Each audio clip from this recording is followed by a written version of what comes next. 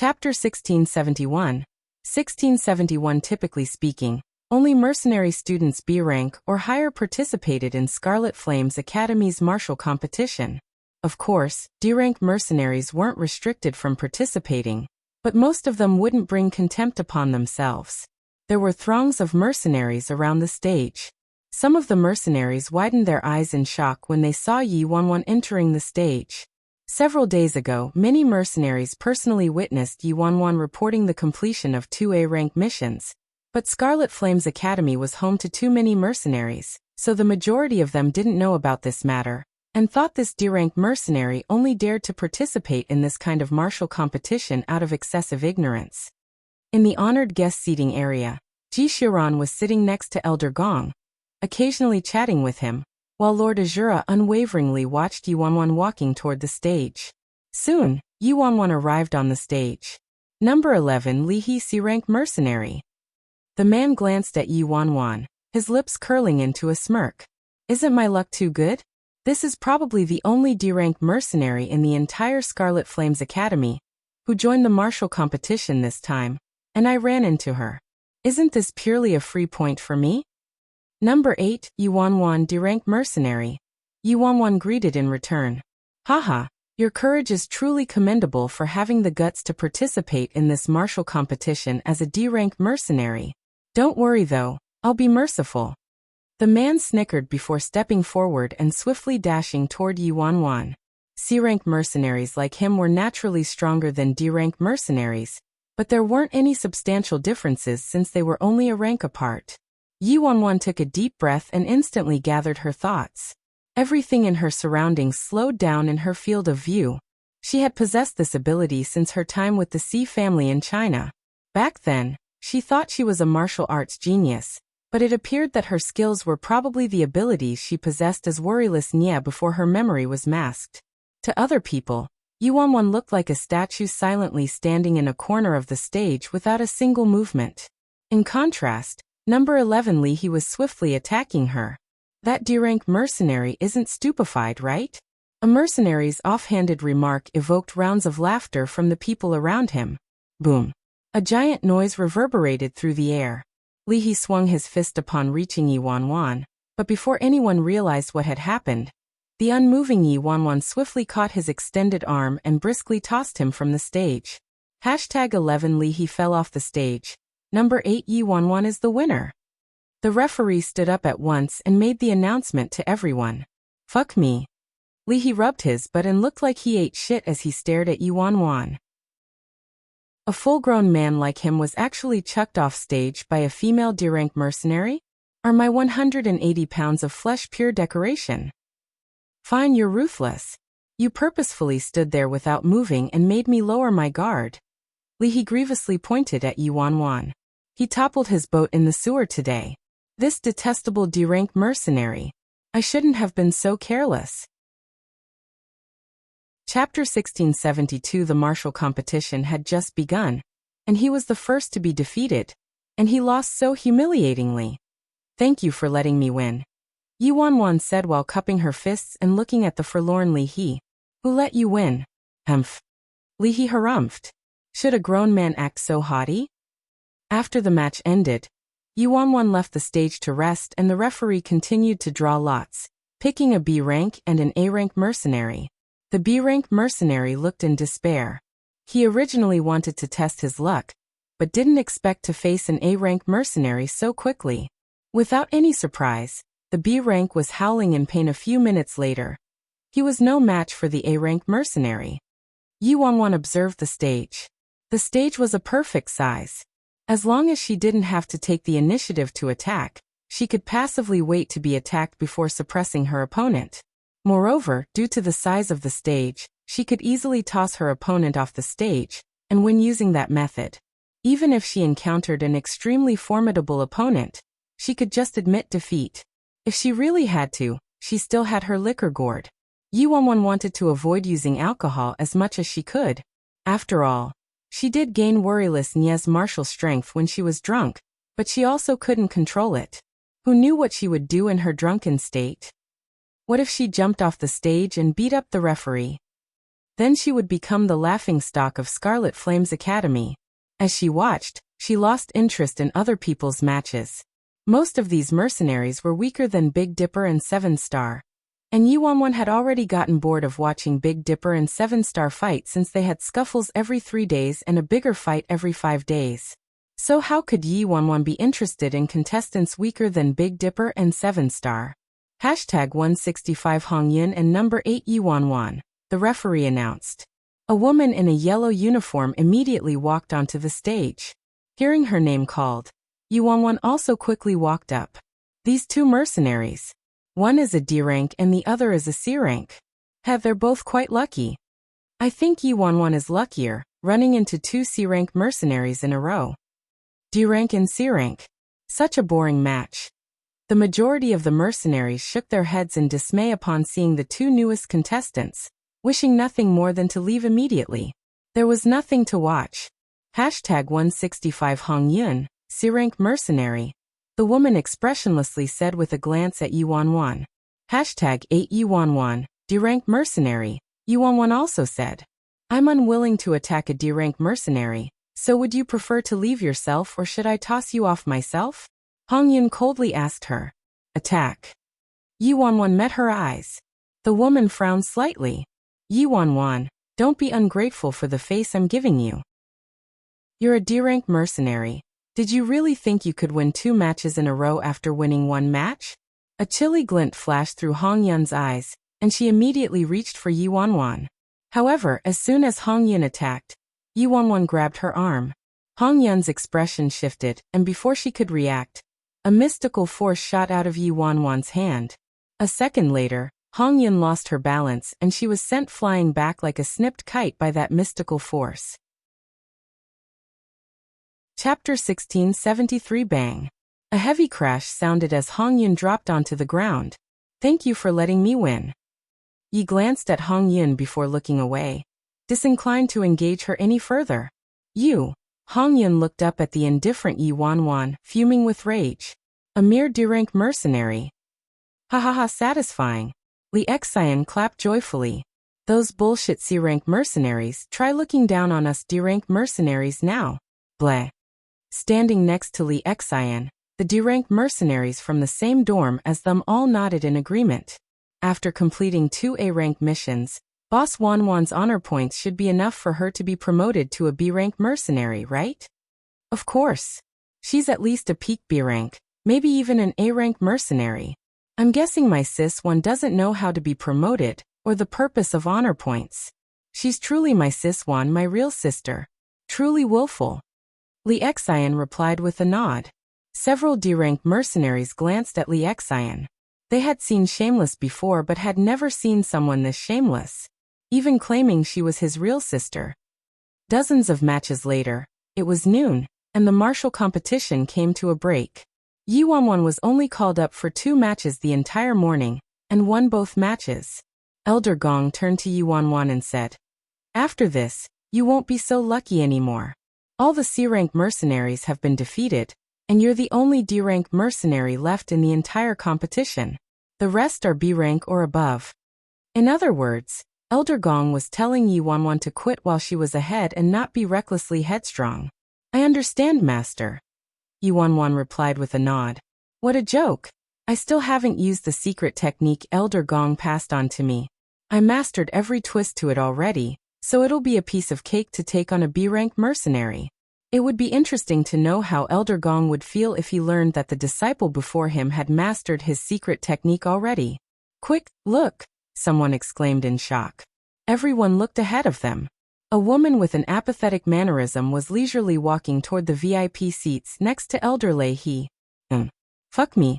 That woman is Nia Lingwang. Shit, Scarlet Flame's Academy's legend who created unbreakable records, Nia Lingwang, senior sister Nia. I didn't expect senior sister Nia Linglong to also come. Are you kidding me? Senior sister Nia Linglong was once Elder Lei He's disciple and a student at Scarlet Flame's Academy, so of course she would attend such a formal competition. Back then, the first time senior sister Nia Linglong participated in a martial competition, she won 28 rounds in a row without a single defeat.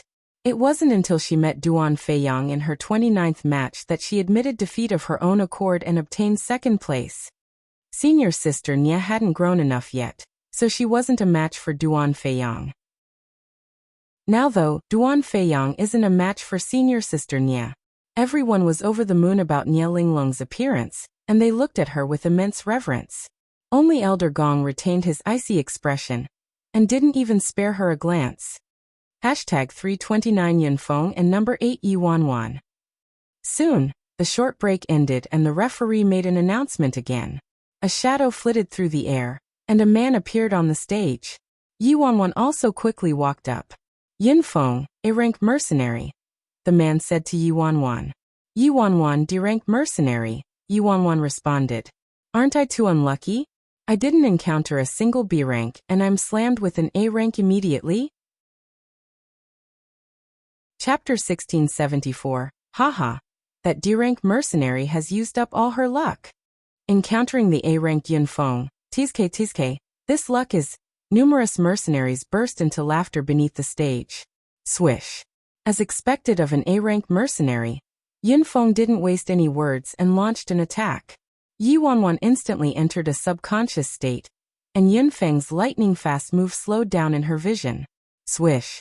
Yuanwan gathered all her strength into her palm, and struck him with the weight of mountains. Elder Gong's merciful palm?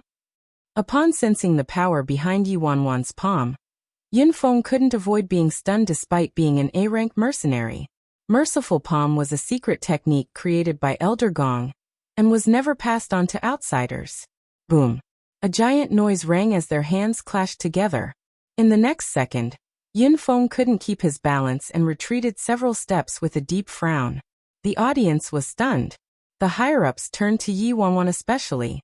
The mercenaries who thought Yuanwan used up all her luck felt their smiles freezing on their faces. The A-rank mercenary, Yunfeng, was repelled by that D-rank mercenary.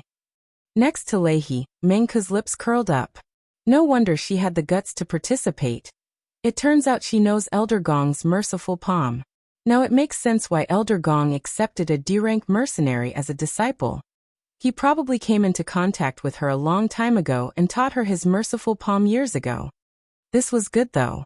If Yuanwan was defeated, how would she torment and kill Yuanwan on the stage? Nia Linglong kept her eyes closed the whole time, as though she was completely uninterested in the ongoing match. What? On the other end of the VIP seats, Elder Gong abruptly stood up and stared at Yuanwan, astonished. Master, your merciful palm. It's only been 2 days. Second senior brother Jian who exclaimed in surprise. Ji Shiran smiled but didn't say anything. It appeared his decision to send Yuanwan to Scarlet Flame's academy was correct. He wanted worryless Nia's memories to slowly recover and awaken. How's this possible? Elder Gong was incredulous. A mere 2 days, yet Yuanwan mastered his merciful palm in its original form. Meanwhile, Elder Gong originally designated 3 whole years for her to learn it. Even worryless Nia back then took an entire year to completely master the merciful palm. Worryless Nia took a year, but this disciple of his, Yuanwan, she took 2 days. Elder Gong was stupefied. Bang. Another loud bang rang on the stage, and sweat drenched Yunfeng's forehead. The merciful palm utilized both offense and defense, so he couldn't get close to her at all. Alas, Yunfeng gritted his teeth. He couldn't unravel the merciful palm at all, so he was forced to cup his fist and announce, Junior Sister Yi is fearsome, I admit defeat. A commotion erupted in the audience following his words. An A-rank mercenary actually conceded to a D-rank mercenary. After the referee announced the results, he drew Yuanwan again before she could leave. Her opponent was a B-rank mercenary. Damn! The B-rank mercenary looked at Yuanwan embarrassed. Why am I so unlucky? Even Yunfeng admitted defeat. How could I win? He didn't give Yuanwan a chance to respond before vehemently shaking his head. You're awesome, I concede. After saying that, he left the stage without looking back. Hashtag 4 Jianhu and number 10 Meng Tian. Jianhu Elder Gong's second disciple. Meng Tian, Elder Leihe's second disciple. Chapter 1675 The referee announced second senior brother, and Lei's second disciples' names. Jianhu, be careful, Elder Gong warned. Master, don't worry. Jianhu nodded and swiftly went onto the stage. The competition finally welcomed the clash of two S-rank mercenaries. Furthermore, one was Elder Gong's second disciple, while the other was Elder Lei's second disciple. Several years ago, it was on this same stage that one of Elder Gong's more favored disciples was forcefully beaten to death by Elder Lei's eldest disciple. This was going to be a dramatic match. Heh, Jianhu, I'm in a good mood today, so how about I cripple one of your legs? Meng Tian glanced at him. Fuck off. Jianhu shouted angrily and swung his fist toward Meng Tian. However, Meng Tian was extremely fast, and Jianhu's fist didn't meet its target. Jianhu possessed immense strength, and any S-rank mercenary would be seriously injured for certain if they got punched by Jianhu. Meng Tian was no exception. However, Meng Tian was very clever and didn't give Jianhu any chance to approach him. Instead, he put distance between them and madly exhausted Jianhu's strength. In the VIP seats, Yuanwan frowned deeply. Second senior brother Jian, who had a straightforward personality and couldn't withstand provocation. Meng Tian started leading him by his nose easily. Elder Gong previously mentioned that second senior brother hadn't graduated, yet precisely because of this flaw in his personality. He got hot-headed easily, so he kept failing Scarlet Flame's graduation examination. From the looks of it, it was exactly as Elder Gong said. Otherwise, Meng Tian wouldn't be a match for Jianhu. Jianhu and Meng Tian's match lasted dozens of rounds.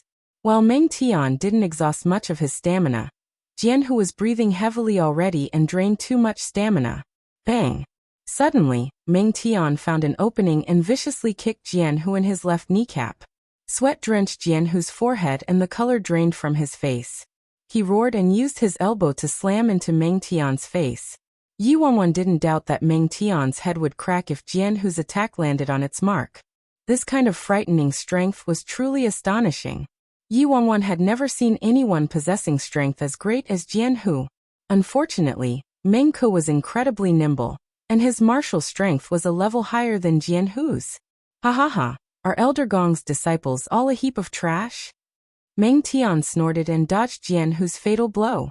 At the same time, he heavily struck at Jianhu's kneecap again. Jianhu's left leg sustained serious damage, causing him to stagger backward. Where are you running? Meng Tian smirked and unleashed his full power upon seeing Jianhu's stamina drained. Within a few breaths, Jianhu was knocked to the ground. Meng Tian instantly stepped on Jianhu's stomach and remarked, "Tisk, how pitiful." Meng Tian wins. The referee immediately made the announcement when the winner was evident. Although Jianhu was reluctant, he had no choice but to allow himself to be carried to the infirmary. Master, On the stretcher, Jianhu looked at Elder Gong with his fists clenched, wanting to say something. Get treated first. Elder Gong ordered with a frown. There's still a wide distance between Elder Gong's disciple and Elder Lei's disciple. It's not unreasonable that Elder Lei has been suppressing Elder Gong all these years. Many higher-ups and mercenaries chimed in with their thoughts. Soon it was Yuanwan's turn again.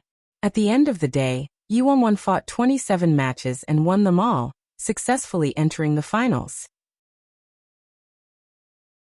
Chapter 1676. When the sun was descending in the west, only the top 10 mercenaries remained. 9 were S-rank while 1 was D-rank.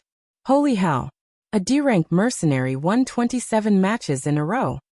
Back then, the first record that senior sister Nie Linglong established was only 28 rounds.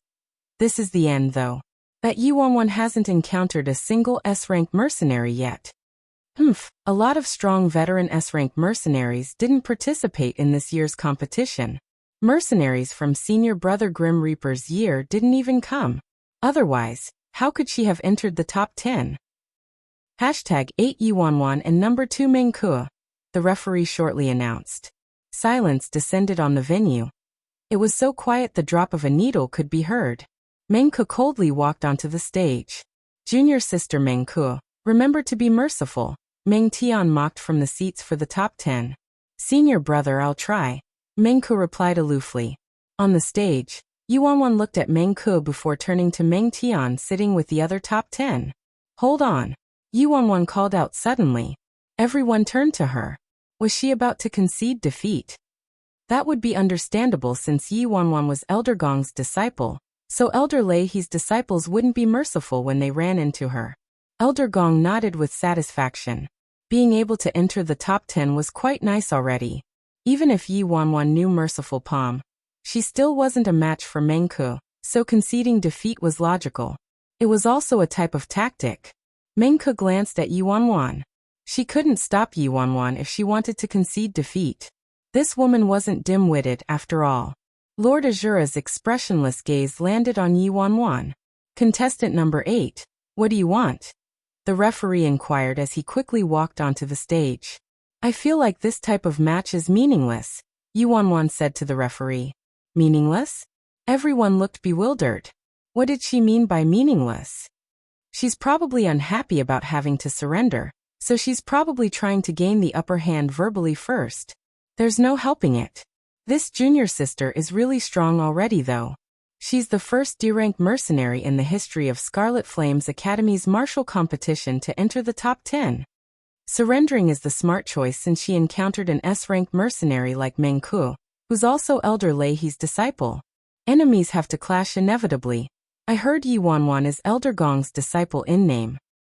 On the stage, the referee frowned and asked, what do you want? On top of Meng Ke, Yuanwan turned to the top 10 and raised her right arm, pointing at Meng Tian with her pointer finger. I want to challenge him too. What? The referee was astonished. She wanted to challenge Meng Tian on top of Meng Ke. Are you saying you want to compete with Meng Tian afterward if you win your match against Meng Ke? The referee asked with uncertainty. I'm saying. Yuanwan shook her head. I want Meng Ke and Meng Tian to attack me together. An uproar reverberated throughout the venue. Elder Gong was surprised himself. Did his disciple go insane? Damn. Where did Yuanwan get this confidence? She must have gone mad, right? She wants to challenge two S-rank mercenaries, Meng Tian and Meng Ke, at the same time. Like 1v2? What kind of joke is this? Meng Tian is a whole level stronger than Meng Ke, alright? But she wants to challenge the two of them by herself. Chapter 1677. Everyone at the rear mountain turned to look at Yuanwan with surprise and incomprehension written all over their faces. It had to be said that it was already unfathomable that Yuanwan participated in this year's martial competition, managed to make it to this point and won 27 matches in a row. Furthermore, the number of A-rank mercenaries defeated by her was almost a miracle. To other people, Yuanwan's strength probably reached middle-tier A-rank mercenary level, but it was rather improbable for her to beat these top-tier A-rank mercenaries. After encountering Elder Lei's disciple, Meng Ke, Yuanwan's smartest choice would have been to concede defeat immediately. No one found anything wrong with conceding defeat. What they couldn't understand was Yuanwan's extremely illogical desire to proceed with the match and challenge Meng Tian along with Meng Ke, engaging in a 1 versus 2 match. This had never happened before in the history of Scarlet Flame's Academy's martial competition. At that moment, Elder Gong had a deep frown on his face. He couldn't understand Yuanwan's actions. Did she want to avenge her second senior brother, Jianhu? Even if she wanted to seek revenge, she should do what was within her capabilities instead of barging on ahead despite knowing she couldn't. That would make her look rather foolish. Moreover, Meng Ke was brimming with hostility toward Yuanwan, so she definitely wouldn't be merciful. Yuanwan, don't be reckless. Elder Gong suddenly stood up and shouted at Yuanwan. Even if it meant losing face, Elder Gong didn't want to see anything bad happening to his disciple on the stage. Emperor Ji stared at Yuanwan pensively. With Yuanwan's strength, dismantling every move as it came was her strong point. And she could use Merciful Palm to ingeniously win when she encountered normal A-rank mercenaries. But when she encountered S-rank mercenaries and chose to engage in a 1v2, based on his knowledge of Yuanwan, she wasn't a rash person and most likely wouldn't do something like this unless she was confident. Nearby, Lord Azura glanced at Jiang Yan. Jiang Yan understood and walked to his side. Lord Azura whispered something to him. What? Jiang Yan looked surprised and baffled. His master actually wanted him to be ready to interfere with this match at any time? What did this mean? However, since his master made the command, it wasn't appropriate for him to question it, so he could only nod and agree. Only then did Nie Linglong, who had been resting her eyes, finally open her eyes and coldly examine Yi Wanwan. On the stage, Yi Wanwan ignored Elder Gong's advice and aloofly looked at Meng Tian. Ha ha ha ha. Meng Tian acted like he'd heard the funniest joke. You don't have the right to challenge me. Yi Wanwan merely turned to the referee. The top 10 seats were intended to be challenged to begin with, so can Meng Tian decline a challenge, referee? The referee considered it for a moment before promptly shaking his head. According to the competition's rules, Meng Ke doesn't have the power to decline a challenge. However, contestant number 8 Yi Wanwan, I have to remind you that Meng Tian is ranked 5th in the top 10 while Meng Ke is 8th, and you're in 10th place. Even if you challenge Meng Ke and Meng Tian at the same time and win, you can only replace Meng Tian at most and replace him at 5th place. That's enough. Yi Wanwan nodded. She didn't value the rankings too much. Chapter 1678. However, if she drank alcohol only to have a match with Meng Ke, it seemed too wasteful. It would be better to wipe them all out at once. All right. The referee nodded and turned to Meng Tian. Meng Tian, come down and accept the challenge. You aren't permitted to reject contestant number 8. Interesting. Meng Tian's lips turned up in a bone-chilling smirk. A second later, Meng Tian jumped down from his seat in the top 10 and leaped onto the stage. I would like to remind everyone that the match will end when a winner is clear. If anything happens against the rules, you're responsible for the consequences. The referee then left the stage. Only 3 people remained standing on the enormous stage. Junior sister Meng Ke, how about I stay on the side and watch the fight? Meng Tian suggested to her with a smile. That's exactly as I intended. Don't attack, senior brother Meng Tian, allow me. Meng Ke proceeded to march toward Yi Wanwan with a frosty expression. Yi Wanwan gently placed her right hand on the gourd hanging from her waist. However, she released it after a moment of thought. There was no hurry to drink alcohol. She could test the distance between herself and these supposed S-rank mercenaries first. Swish. In the blink of an eye, Meng Ke struck with her palm, her hand slashing through the air like the arc of a sunray, soft but vicious. There was enormous strength behind this strike. Normal mercenaries would be seriously injured at the very least if they were hit and escaped the fate of dying. How fast? Yi Wanwan was slightly surprised. Meng Ke was worthy of being an S-rank mercenary. Whether it was her strength or speed, they were both nearly perfect. However, Yi Wanwan didn't move from her position on the stage. In her eyes, Meng Ke's speed was slowed down infinitely, and the tracks of her movements became clear. In the VIP seats, Lord Azura's icy gaze remained glued to the girl's figure.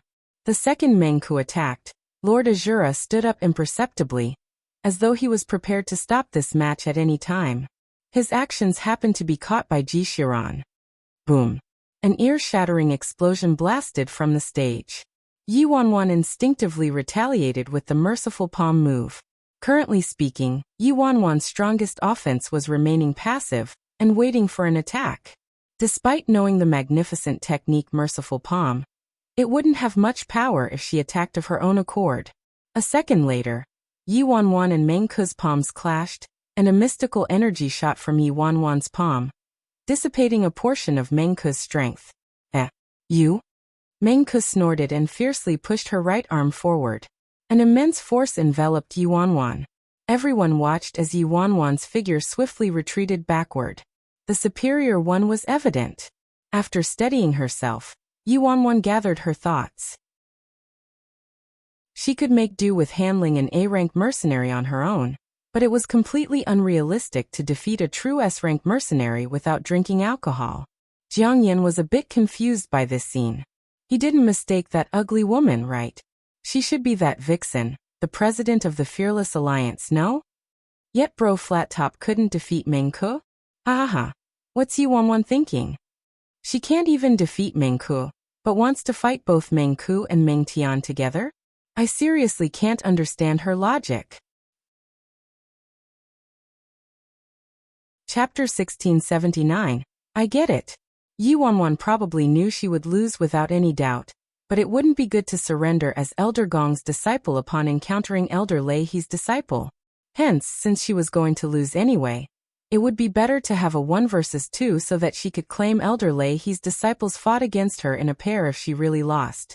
This way, not only would she not humiliate herself if the fight was publicized, but she would also look good. That's reasonable. However, Yuanwan's a D-rank mercenary anyway, so it's reasonable for her to lose to an S-rank mercenary, no? As the audience conversed, Meng Ke derisively glanced at Yuanwan. With this tiny strength, who gave you the courage to act so insolently in front of me? Every single one of Elder Gong's disciples is truly a disappointment. Worryless Nia's records were all broken by senior sister Ling Long. As for the remaining disciples, they're either beaten to death or seriously injured. How pitiful. Is that so? Yuanwan stared at Meng Ke, a chilly glint flashing through her eyes. Then she picked up her gourd in front of everyone. Everyone was bewildered by her strange move. Contestant number 8. I would like to remind you that you can't use concealed weapons in this martial competition. That includes poison, sulfuric acid, and poisonous powder. The referee harshly yelled at her from beneath the stage. The referee believed Yuanwan's gourd might be some hidden mechanism. What if it was a poisonous powder or sulfuric acid? What a wild imagination. Yuanwan ignored the referee and placed the gourd by her mouth. In a breath, she finished half of the high alcohol content cocktail. What's she doing? Is she drinking? What's she planning? Ha ha ha, is she about to use the drunken fists? The saying is right. Alcohol emboldens the cowardly. Lord Azura involuntarily locked his brows together upon seeing Yuanwan drink the alcohol. Wanwan, why are you suddenly drinking on the stage? Elder Gong shouted at her. Earlier, Yuanwan had asked him for strong liquor but was sternly rejected by him. He also warned her to always keep a clear mind as a mercenary, and that alcohol could fog the mind. However, Elder Gong didn't expect Yuanwan's alcohol addiction to be this severe. She was even in the mood to drink at a time like this. Soon, everyone watched as Yuanwan sat down on the stage with slightly flushed cheeks. She propped her chin up with her right hand, and revealed a bewitching smile every now and then. She is drunk. Referee in the match. Elder Gong shouted at the referee. We can't. The martial competition's rules don't clearly state that drinking alcohol isn't permitted. There also isn't a rule that states an intoxicated person can't compete unless contestant number 8 admits defeat herself. The referee shook his head. This type of large-scale competition had to strictly follow the rules, so the audience couldn't forcefully surrender on a contestant's behalf. A performative clown. Meng Tian mocked with his arms crossed after a glance at Yuanwan, who was sitting on the stage after getting drunk. How boring. Meng Ke strode toward Yuanwan. The referee clearly stated earlier that the match would end when the winner was evident, so she had to kill Yuanwan with one blow if she wanted to make Yuanwan die on the stage. Goodbye, clown.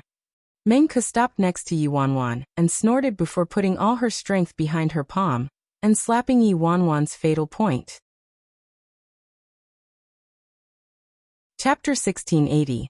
1680. If this hit landed, it would be enough to shatter the head of a drunk person. Not good. The expressions of Li Xian and many other D-rank mercenaries from the same dorm as Yuanwan dove at this sight. However, they only heard a loud bang ringing out. Everyone was stupefied. Yuanwan was still sitting with her left hand supporting her chin, but her right hand had grasped Meng Ke's hand before the fatal blow landed. Meng Ke furrowed her brows and wanted to fling Yuanwan's right hand off, but no matter how hard she tried, Yuanwan's hand was as unshakable as the jaw of a tiger. Yuanwan released Meng Ke on her own, the momentum causing Meng Ke to stagger a few steps back. You're dead. Meng Ke stepped forward and her hand shot forward like a rainstorm. Bang! Slap!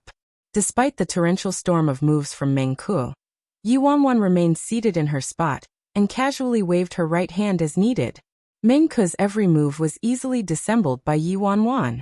It was useless whether you were nimble as a butterfly or ferocious as a tiger. What? Meng Ke's expression shifted. What happened? Nobody else could understand the current situation. Hey, are you done yet? Yi Wanwan stared at Meng Ke mockingly. You're dead. Meng Ke shouted harshly and gathered all of her strength in her palm before striking Yi Wanwan as fast as lightning. Swish. Everyone watched as Yi Wanwan nonchalantly raised her right arm and stuck her finger out. Swish. This finger slashed across the air, the sound of the wind heard faintly. Kaboom. A second later, Meng Ke's face turned ashen as an anguished howl ripped out of her mouth, and she was flung back with a finger like a snipped kite. The nearby Meng Tian agilely stepped forward and caught Meng Ke. The boisterous crowd turned silent, a deadly silence. Yi Wanwan managed to beat back Elder Lei He's disciple, Meng Ke, with merely a finger. Drunken. Drunken fist. Someone cried. Damn. What kind of fist is drunken fist? Could it really be drunken fist? How's that possible? An uproar suddenly swept through the crowd. In the VIP seats, Elder Gong shot up and stared at Yi Wanwan incredulously. She learned his merciful palm in 2 days, and also managed to fend off Meng Ke with a finger. You too.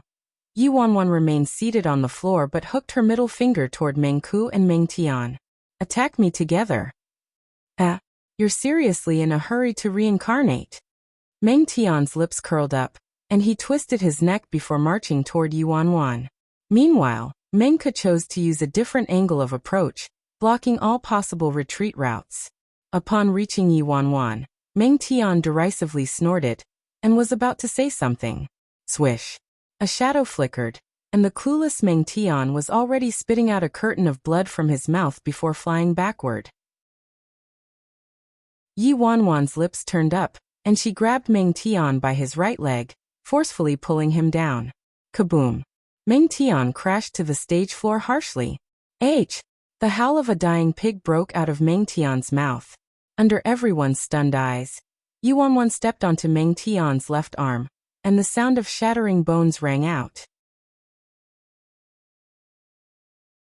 Chapter 1681 Meng Tian's anguished howl was accompanied by the sound of bones shattering. Your life is mine! Meng Ke angrily shouted behind Yi Wanwan, and directed a fatal blow toward her from the back. Heh! Yi Wanwan's lips turned up and she didn't even look at Meng Ke. It was unnecessary to turn around. Bang! Meng Ke was centimeters from Yi Wanwan when Yi Wanwan used her elbow to ruthlessly slam back. A second later, Meng Ke was the second snipped kite to fly back, and collided into the stage's iron bars heavily. Whoa! Blood shot out of Meng Ke's mouth like an arrow leaving its dock. Meng Ke stared at Yi Wanwan in disbelief. How could this ugly woman be so strong? Impossible. Absolutely impossible. Meng Ke gritted her teeth and swiftly got up from the floor before charging toward Yi Wanwan again. How could she lose to a D-rank mercenary and ugly woman? They and Master had always trounced all of Elder Gong's disciples, so she absolutely wouldn't permit any turnabouts. Why are you here again? Yi Wanwan turned around and glanced at Meng Ke charging toward her, obvious distaste surfacing on her face. You piece of trash. I want your life. Meng Ke shouted loudly. Yi Wanwan frowned slightly and lifted her right arm before Meng Ke could approach her, ruthlessly slapping Meng Ke. A breath later, a crisp slap rang out. Yi Wanwan had flung a slap onto Meng Ke's face. Kaboom. Meng Ke crashed to the floor from the force of the slap. Hey, you pieces of trash. All of you are too boring. Yi Wanwan glanced at the fallen Meng Ke and raised her right foot, stepping on Meng Ke's waist to prevent her from trying to stand up. Lie down and don't move. Meng Ke fell to the floor again. This scene on the stage caused silence to envelop the audience. Everyone's eyes were widened as though they'd seen a ghost. These two S-rank experts, Meng Ke and Meng Tian, didn't have any room for retaliation in the face of Yi Wanwan. They were basically piñatas being beaten up. You're dead.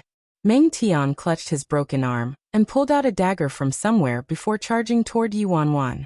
The dagger glinted eerily as he slashed it toward Yi Wanwan's neck. Upon seeing this, Ji Xiuran and Lord Azura both shot up simultaneously. Before they could do anything, Yi Wanwan grasped Meng Tian's wrist. You! Meng Tian stared at her incredulously. This woman, was this the speed of a human? Tsk tisk. Yi Wanwan looked at Meng Tian, the derision in her eyes intensifying. Yi Wanwan didn't allow him to say anything and tightened her hold on his wrist. Ketchak. Meng Tian's wrist was forcibly broken, and the dagger clattered onto the floor. Yi Wanwan nimbly caught the falling dagger a second before it touched the floor. Then, without any warning signs, Yi Wanwan lightly brandished the dagger in front of everyone. You dare? Elder Lei He angrily yelled at her. This little bastard actually dares to kill my second disciple. Chapter 1682. The strange sound of a blade cutting flesh was heard from the stage. Yi Wanwan nonchalantly smirked as the dagger in her hand slashed across Meng Tian's neck. Meng Tian's pale face was brimming with shock as his hands fatally clutched his neck, his body reflexively falling backward. Blood seeped out from the gaps between his fingers, dyeing the stage's floor scarlet red within moments. Meng Tian stared at Yi Wanwan, wanting to say something, but as soon as he opened his mouth, blood sprayed out. Did you have fun? Yi Wanwan cheerfully watched Meng Tian with a languid smile, as she allowed the blood to drop from her dagger onto the floor. Meng Tian twitched, and it wasn't long before his body fell back onto the stage with a boom. He spasmed a few more times before all movement ceased, and his final breath slipped out from his lips.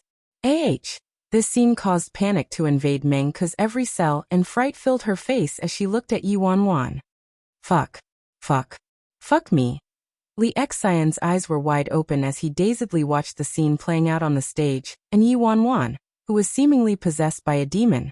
The D-rank mercenaries who lived with Yi Wanwan also looked like they had seen a ghost. How is that possible? Meng Tian's strength is a whole level higher than Meng Ke's. Is this time to question who's a level higher than whom? Yi Wanwan fucking killed someone. Yi Wanwan killed Meng Tian. Damn, is Yi Wanwan a psycho? She's this strong. So how is she a mere D-rank mercenary? Bullshit. Is this the time to question who's strong? What do you mean bullshit? From the start, Yi Wanwan has been strong, too freaking strong. 1 versus 2, but one got seriously injured while the other got killed. The main point is that Yi Wanwan killed someone. In the guest seats, Lord Azura glanced at Meng Tian, whose neck was still bleeding, without a trace of pity in his icy eyes before calmly sitting back down. Jiang Yin coldly glanced at Meng Tian and Meng Ke. He originally thought Elder Lei He's 2 disciples would be able to teach Yi Wanwan a lesson, but didn't expect these 2 pieces of trash to not even be enough to squeeze through the gaps of her teeth. What an utter waste of his anticipation. Elder Gong stared at Yi Wanwan, indescribable ecstasy and excitement brimming from his eyes. Damn. Am I dreaming? Second senior brother Jian Hu, who just returned to the guest seats and had white gauze wrapped around his arm from his treatment in the infirmary, looked at Yi Wanwan while flabbergasted. His master actually picked up a monster. Ji Xiran's smile didn't recede at all, and he sipped some tea, acting like nothing had happened. Bastard, you cruelly killed your schoolmate in a competition. You won't survive past today. Elder Lei He suddenly leapt up, his aura frightening. Just try. Elder Gong also got up instantly, and the 2 elders were blazing with animosity. Some of the higher-ups who were observing the match all shook their heads toward Elder Lei He. In this kind of situation, Yi Wanwan had already committed an irreparable mistake, but even so, her punishment would be decided by the Enforcement Council and referee. As an elder and the master of Meng Tian and Meng Ke, Elder Lei He wasn't allowed to act on his own due to a conflict of interests. Elder Gong only relented after Elder Lei He retreated. Chapter 1683. 1683 Insolence. The referee quickly sprang onto the stage and harshly shouted while pointing at Yi Wanwan. I've already clearly stated the rules of the match to you. The match ends when a result is reached. Quickly surrender yourself for killing your schoolmate. Yi Wanwan looked at the referee, her brows furrowing together. Ugly old fart, who are you talking to? The referee was startled. This woman called me ugly? Who gave you the courage? Before calling someone ugly, can you look at the mirror yourself first? Insolence. The referee shouted and made to capture Yi Wanwan. Yi Wanwan lifted her right leg, like a water dragon shooting out from the ocean. She was extremely fast. All the audience witnessed was a shadow flickering and wind whipping. Boom. Yi Wanwan kicked the referee's lower body, sending him flying back and falling off the stage. You. The referee clutched his crotch, sweat dripping from his forehead. This woman is too freaking malicious. As people say, don't hit people in the face and don't kick people in the tut, truly too weak. Not a single person is good at fighting. Blah. Yi Wanwan shook her head and swept her eyes over the venue. Can I have some stronger opponents? Yi Wanwan turned to the top 10 seats and suddenly smiled. All of you, come down. The experts all looked at each other but not a single person moved. In the VIP seats, Jian Hu looked at Elder Gong and anxiously asked, Master, did junior sister go mad? Attacking anyone she sees. Will she turn red with murder later and come down to kill us? Elder Gong didn't respond, but worry surfaced in his eyes. Yi Wanwan was evidently drunk to her bones. She even got into great trouble in her inebriated state. He already warned her before to not drink alcohol as a mercenary since drinking would lead to trouble. She didn't listen at all though, and even carried a liquor gourd on her. Underneath the stage, Zhang De and Zhang Zuanyan met each other's eyes, their hearts beating faster. Zhang Zuanyan was especially drenched in sweat by this point. He never would have expected Yi Wanwan to be a monster from head to toe. She not only seriously injured an S-rank expert like Meng Ke, but also killed someone like Meng Tian without any scruples or mercy. He actually provoked this kind of psycho back then. Thankfully, he was only a C-rank mercenary, so Yi Wanwan probably looked down on him, or else this psycho probably would have killed him a long time ago, right? Drill this into your head. Never provoke her from now on. If you provoke her, don't drag me down with you. Zhang De viciously ordered while looking at Zhang Zuanyan. Hey. Will she have the chance? She did kill Meng Tian after all, Zhang Zuanyan snorted. Moreover, so what if Yi Wanwan was strong like a psycho? Zhang Zuanyan was under senior brother Grim Reaper's protection, along with many veteran S+ rank mercenaries, and had a good relationship with many SS rank mercenaries. When an S-rank mercenary like Meng Tian encountered S+ rank and top-tier S-rank mercenaries, he wasn't worthy of even holding their shoes for them. Even if Yi Wanwan didn't die, she wouldn't end up well after Elder Leihe's eldest disciple returned. After all, Elder Leihe's eldest disciple was an SS rank mercenary. In the VIP seats, Nie Linglong expressionlessly stared at Yi Wanwan. Yi Wanwan, Nie Linglong murmured, a derisive smile turning up on her face. It appeared worryless Nie's martial strength recovered whenever she drank alcohol. Chapter 1684. 1684 Linglong, kill her, Elder Leihe said. Nie Linglong shook her head though. I'm uninterested in her life. She had to leave this woman for the president of the Martial Arts Union. Leihe deliberated the matter for a moment, before suddenly turning to the man next to him. Lord Azura. Leihe had business dealings with Lord Azura, so they did have a casual friendship as a result. It would be unsuitable for him to attack Yi Wanwan himself due to a conflict of interests, but Lord Azura could speak. The man apathetically responded. Lord Azura, help me kill that woman. For you, it should just be a lift of your hand. At that same moment, Yi Wanwan suddenly caught sight of the frosty man sitting next to Leihe. Yi Wanwan's expression froze and she couldn't look away at all. Oh beauty! In the next second, the girl jumped off the stage like a flicker of a shadow and landed in front of them. Elder Leihe was taken aback when he noticed a figure jumping in front of them. When he saw that Yi Wanwan was the newcomer, his face chilled instantly. Classmate Yi, do you need something? An imperceptible ripple shifted in Lord Azura's icy pit eyes when he saw the girl jumping precisely toward him. Meanwhile, Ji Shiran's hand paused in his grip of his teacup, and his gentle eyes followed the girl. Yi Wanwan's eyeballs were about to be glued onto the man in his black, restrictive vintage suit, so she completely ignored Leihe. She shot forward a step and stopped in front of the man who captured her eyes thoroughly. The man was evidently dressed like an ancient prudish noble from ancient Germany, and emitted a chilly aura that deterred every living being. But Yi Wanwan inexplicably felt like he was akin to a giant magnet that compelled her to approach him. Yi Wanwan's gaze trailed from the obsidian on his sleeves, up his arm to the first button on his collar, passing by his neck before arriving at the source of her attraction, his bewitching face. contours that even the most talented sculptors in the world couldn't carve, brows that looked naturally imposing, a nose with a tall and slender bridge, lips thin and sexy, and his eyes especially, they were like snowy peaks shrouded by fog after a rain shower. They were icy, sacred, and holy. They made her want to tarnish them. His face was the only thing left on Yi Wanwan's mind, which was already dazed from the effects of alcohol. Leihi's expression worsened upon Yi Wanwan overlooking him. He said again, "Insolence. What do you want to do, bastard? Admit to your guilt this instant."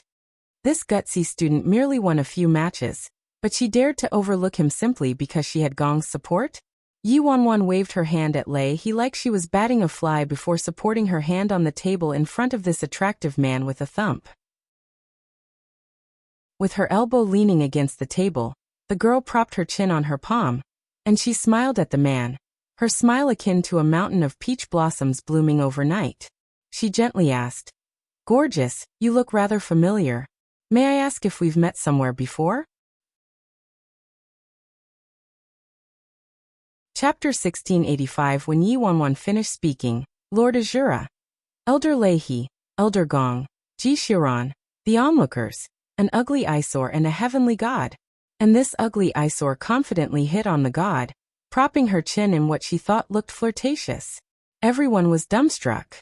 Especially since the man she was flirting with using such crude tactics was the super great Satan that everyone in the independent state was terrified of and didn't dare to look straight at.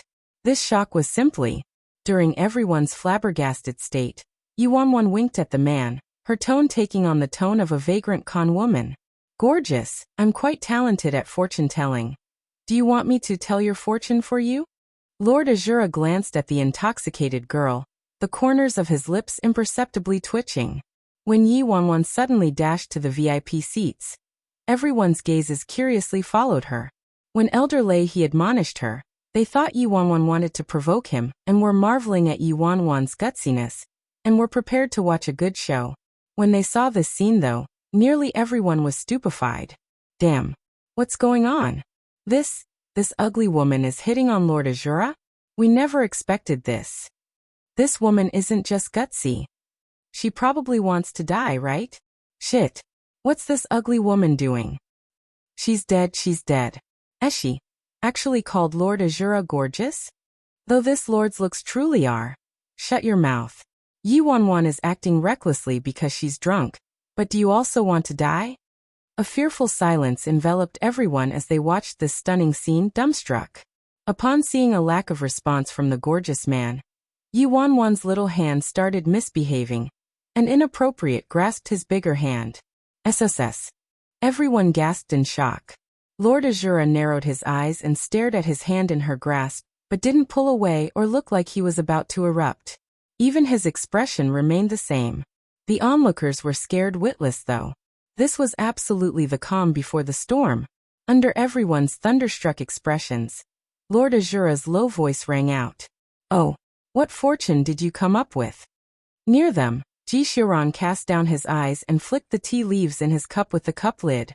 A smile blossomed on Yi Wanwan's face after she touched his hand enough. Only then did she reply. "It said that you gorgeous, your life is lacking me." PFT hack. Everyone choked. Li Xian nearly coughed out his lungs. Damn. I couldn't freaking tell. Classmate Yi Wanwan is not only good at martial arts, but also has ballsy guts. Li Hanfeng was also stupefied by this scene. He never expected his little junior sister to act so terrifying when she was drunk. Anxiousness overcame him. What should he do? This was awful. She could have provoked anyone else but just had to provoke Lord Azura. Elder Gong finally couldn't sit back anymore. His disciple got into such great trouble, and he hastily stood up to apologize. After all, Lord Azura was an honored guest invited by an elder. Please graciously pardon this child for acting atrociously in her drunken state, Lord Azura.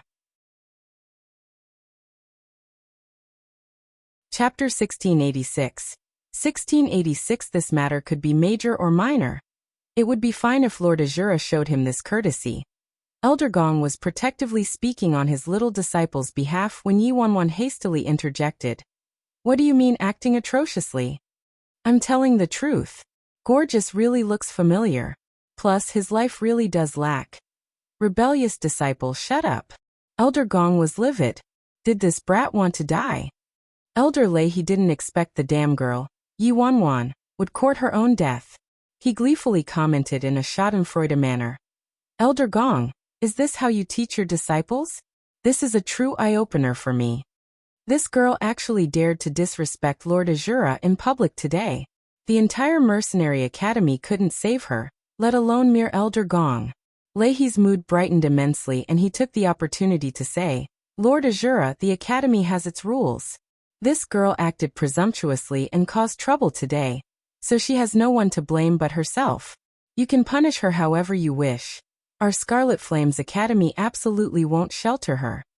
Elder Gong's expression shifted instantly. He wanted to say something but couldn't find anything to refute Leihi. Poking the hornet's nest like that. Even the academy couldn't save her. Esteemed Lord Azura, my disciple was thoughtless and didn't mean to offend you. Please don't take it to heart. Elder Gong himself didn't know why he felt close to this girl ever since the first time he met her. His heart naturally ached when her life turned perilous after getting into severe trouble. Sweat soaked his body, and he anxiously pleaded on her behalf. However, before he finished speaking, a soft, gentle chuckle was heard from the man next to him. Heh. Ji Xiuran set down the cup lid and turned to the girl with a light chuckle. Yi Wanwan's ears twitched, and she was instantly attracted by this gentle tingling sound. When she saw the speaker carefully, she was obviously dazed. Ji Xiuran's expression remained the same when he saw the little one's dazed expression. He said with a soft smile, Do you only find Lord Azura familiar looking?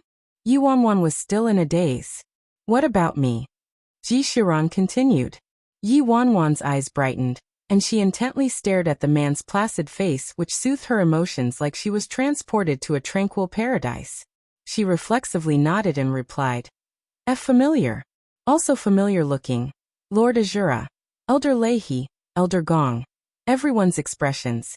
No one noticed how Lord Azura's face chilled and darkened almost instantly. Ji Xiuran cast his eyes down, and he chuckled again. There wasn't any displeasure on his face from being offended. He said to Leihi, It was just a few words of jest after this student drank too much. No need to take it seriously. Ji Xiuran's tone was relaxed, but his eyes exerted a pressure that didn't allow for any refutation. Elder Gong instantly relaxed when he saw Emperor Ji swooping in to save the day. He almost forgot that it was Emperor Ji who made the recommendation for this child, so they were friends naturally. Thank goodness. The coldly observing Nie Linglong shifted her gaze when she saw Ji Xiuran helping Yi Wanwan out of her predicament. Ji Xiuran acted so intimately with this woman, and helped her again and again. Did he discover this woman's identity already? However, didn't Ji Xiuran dislike worryless Nie, and even went as far as breaking their engagement? And how could Leihi relent? He turned to Lord Azura at once, hoping he would act. Chapter 1687. 1687. Lord Azura. What I just said. The man aloofly glanced at Leihi before turning to the girl in front of him. He nonchalantly asked, Oh, you only find me familiar looking? Elder Leihi. Leihi thought Lord Azura was going to unleash his wrath, but was confronted with this line instead. He instantly froze in astonishment. What did this mean? Lord Azura was publicly humiliated by this ugly girl, but didn't look like he was enraged at all. He even asked such a provocative question. Was there something going on between these two? Elder Leihi peered at Yi Wanwan's frightening face from the corner of his eyes, and instantly dispelled his suspicion. Meanwhile, Yi Wanwan's head swiveled back toward Lord Azura with a swish. He seemingly wasn't just familiar looking. Yi Wanwan stared at Lord Azura for half a day before a realization dawned on her.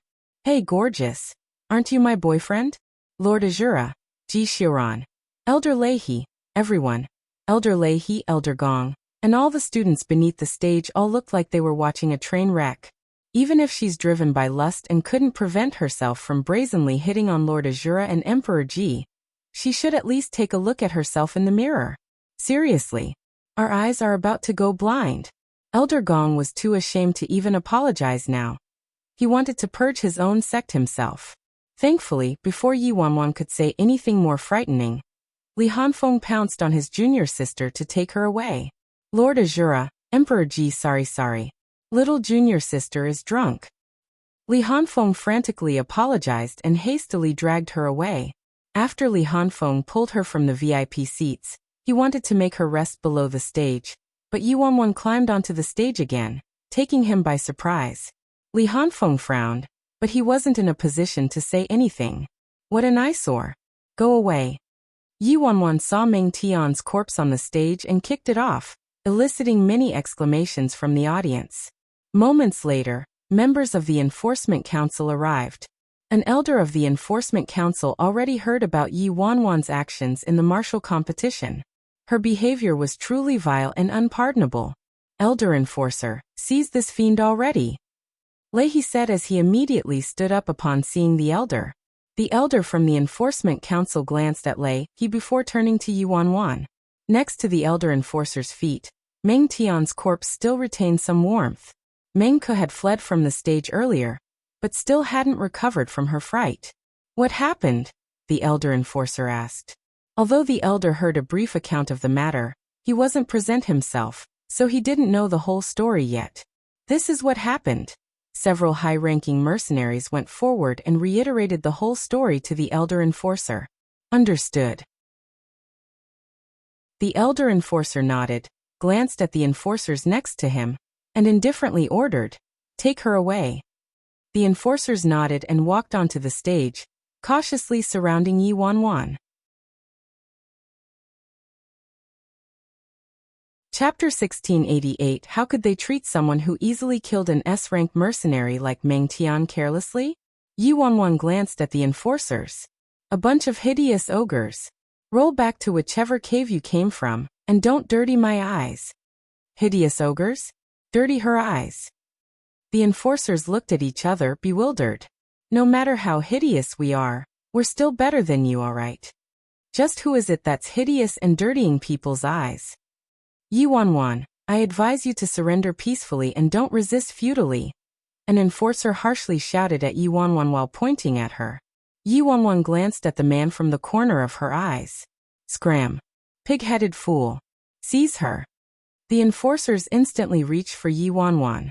However, Yi Wanwan sent out a side kick and the lead enforcer was hit at once, his body falling off the stage without any surprises.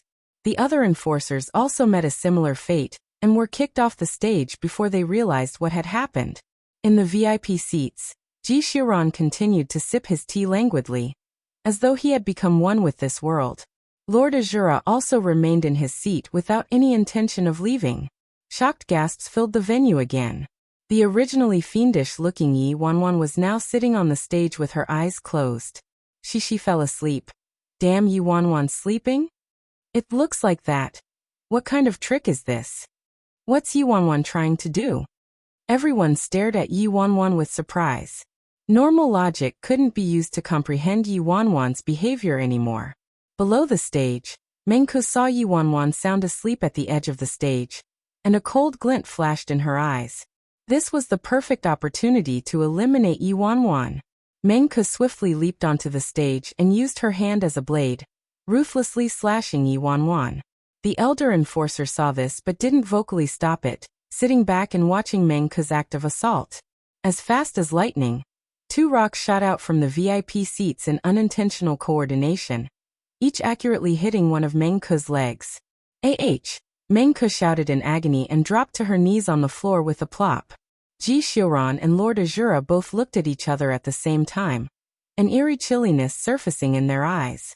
One of the two rocks originated from Ji Xiran while the other was from Lord Azura. Lord Azura is quite used to sticking his nose into other people's business, Ji Xiran said to Lord Azura with a dry smile. Lord Azura expressionlessly glanced at him. Emperor Ji seems to stick his nose into more irrelevant business. Lord Azura, you. Elder Leahy turned to the man with a deep frown. Why did Lord Azura attack his disciple? Leahy could understand it if it was Ji Xiran, since the man was friends with Elder Gong, and Yi Wanwan was Elder Gong's disciple, so it was justifiable. However, Leahy himself was the one who invited Lord Azura. Lord Azura's voice was as frigid as ice. "Are you teaching me how to behave?" "Of course not, but..." Leahy's expression turned more confused. "I merely disapprove of people taking advantage of others' inattention," the man replied aloofly. Chapter 1689. 1689 Disapprove of people taking advantage of others' inattention? Leahy stared at the expressionless man before him. It would be fine if these words were spoken by Ji Xiran. Everyone was aware of Emperor Ji's gentlemanly reputation in the independent state. However, Lord Azura was obviously a man who was one with the night, yet he spoke such honorable words. As one of the three core factions of prison, Azura was probably more atrocious than the Fearless Alliance. Of course, Leahy wasn't in a position to comment further though, since Lord Azura was invited by him. Regardless of Yi Wanwan's current state, she had committed a crime that warranted her death, and a resolution would be reached when the headmaster arrived in a moment. Elder Gong turned to Ji Xiran and said softly with a smile, "Emperor Ji, Yi Wanwan is truly outstanding. Why did you have her enroll at Scarlet Flame's Academy instead of keeping her by your side?" With Yi Wanwan's strength, she could have definitely become Emperor Ji's left or right-hand woman if she stayed by his side. Ji Xiran smiled and said, "This is where she's supposed to be. As for why, Elder Gong will find out eventually." By this point, Ji Xiran could confirm that Yi Wanwan was able to recover the majority of Worryless Nie's martial strength when she was drunk.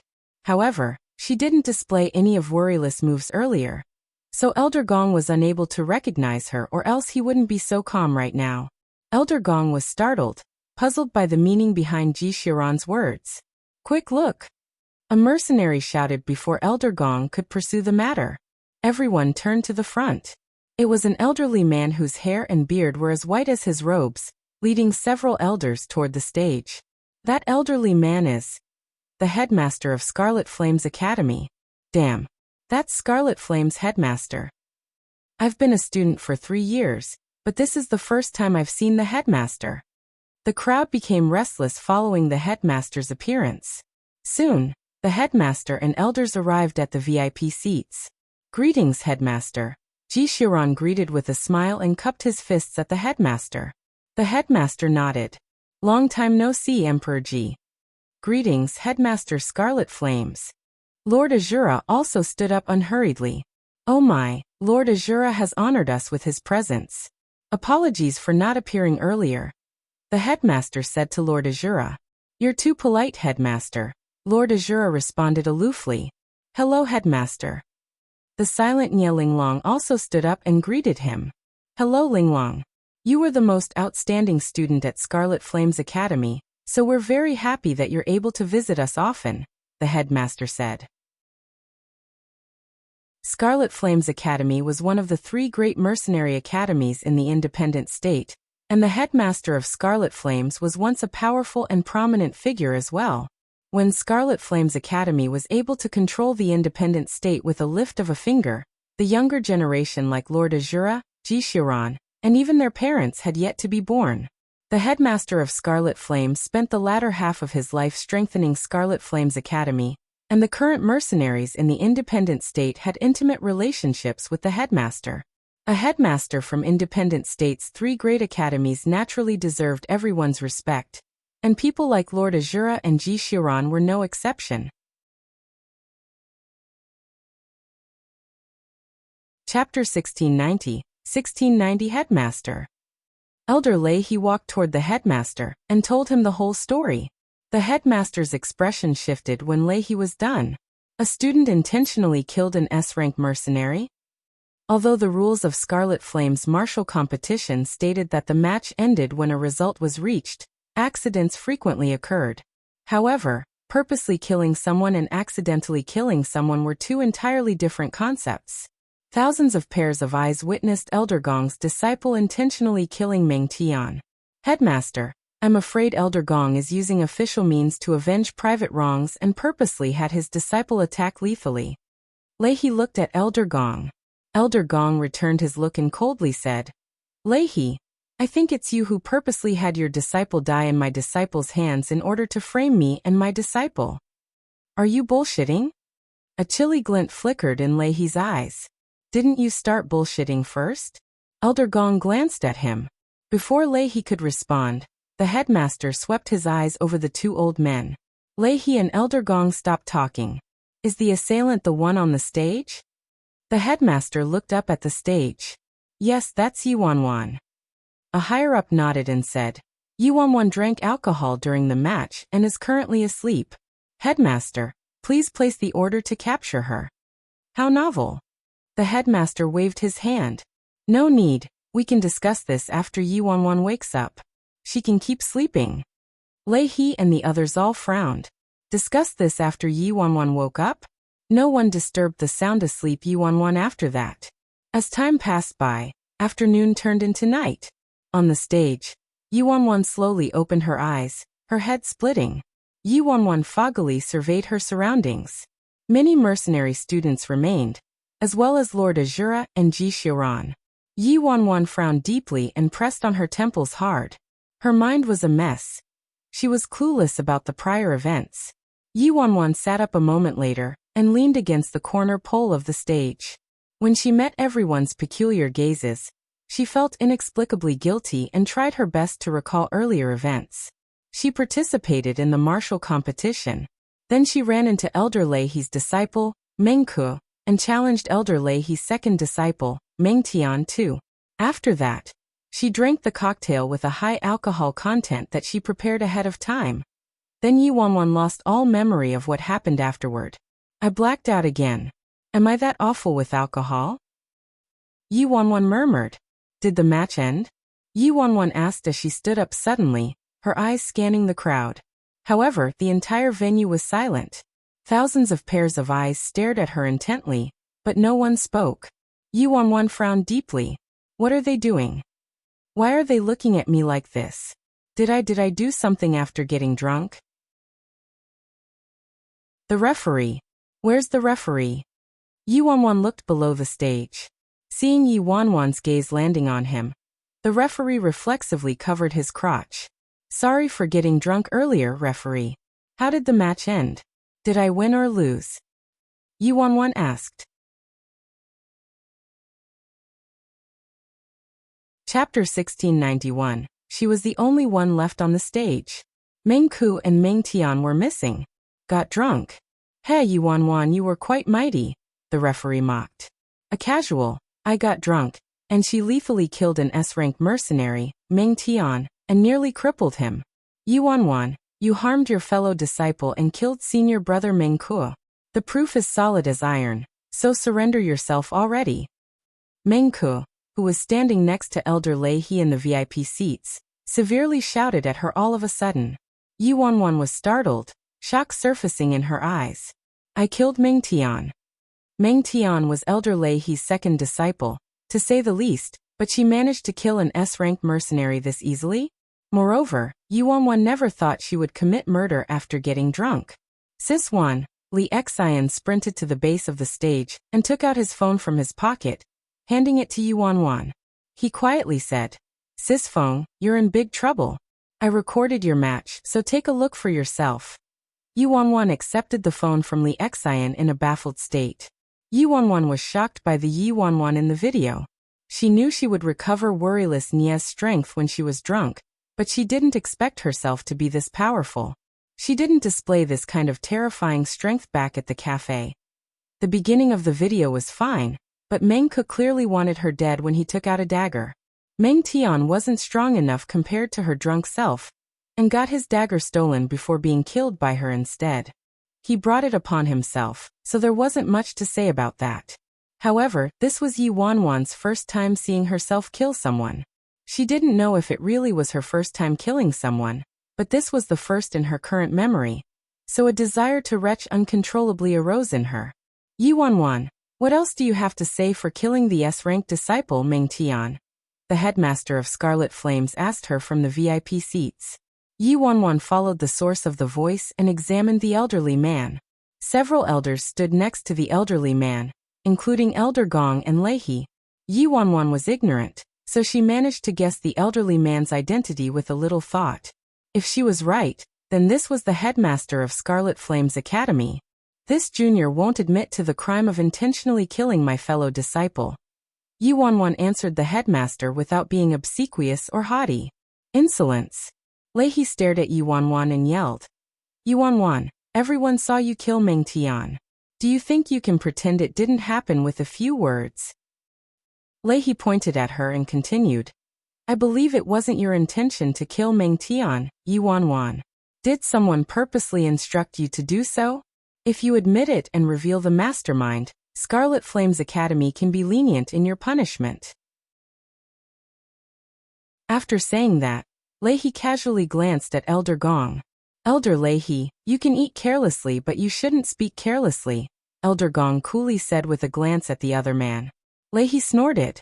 Elder Gong, I didn't say you were the mastermind who instructed Yuanwan to kill Meng Tian, so why are you so agitated? Could it be that you're guilty, so you're now afraid Yuanwan will reveal your name?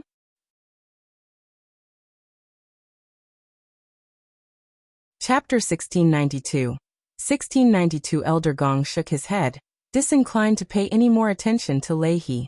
Yuanwan, as long as you expose the mastermind, Scarlet Flame's academy will definitely give you a lenient punishment. Otherwise, only death awaits you. Elder Leihe shouted at her harshly. It wasn't important whether Yuanwan died or not, but if they could use Yuanwan to drag Elder Gong into the matter, Meng Tian's death would be worth it. Only death awaits me? Yuanwan looked at him in confusion.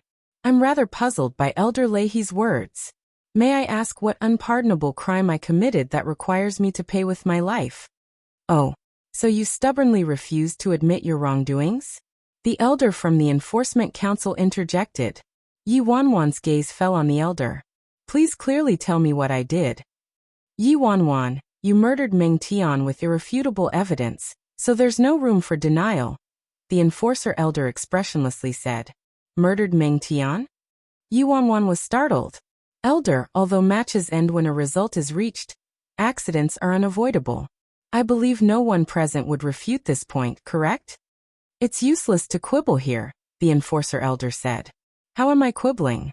If I need to pay a life for a life, then why didn't Elder Leihe's eldest disciple stand up and pay with his life when he killed my master's beloved disciple back then? Yuanwan questioned. As you said, accidents are unavoidable. The case of Elder Leihe's eldest disciple was considered an accident back then. The enforcer elder's tone turned impatient. Yuanwan nodded lightly. That's right, Elder. My case was also an accident, so I'm also innocent. You claim you did it accidentally? What a joke. I witnessed you killing Meng Tian myself. It absolutely wasn't an accident. The referee suddenly argued. Referee, how are you a referee with your judgment abilities? Yuanwan found it humorous. May I ask what rank Meng Tian and Meng Ku were, referee? S rank. So what? The referee answered truthfully. And what rank am I? Yuanwan pursued. D rank, of course. That's right.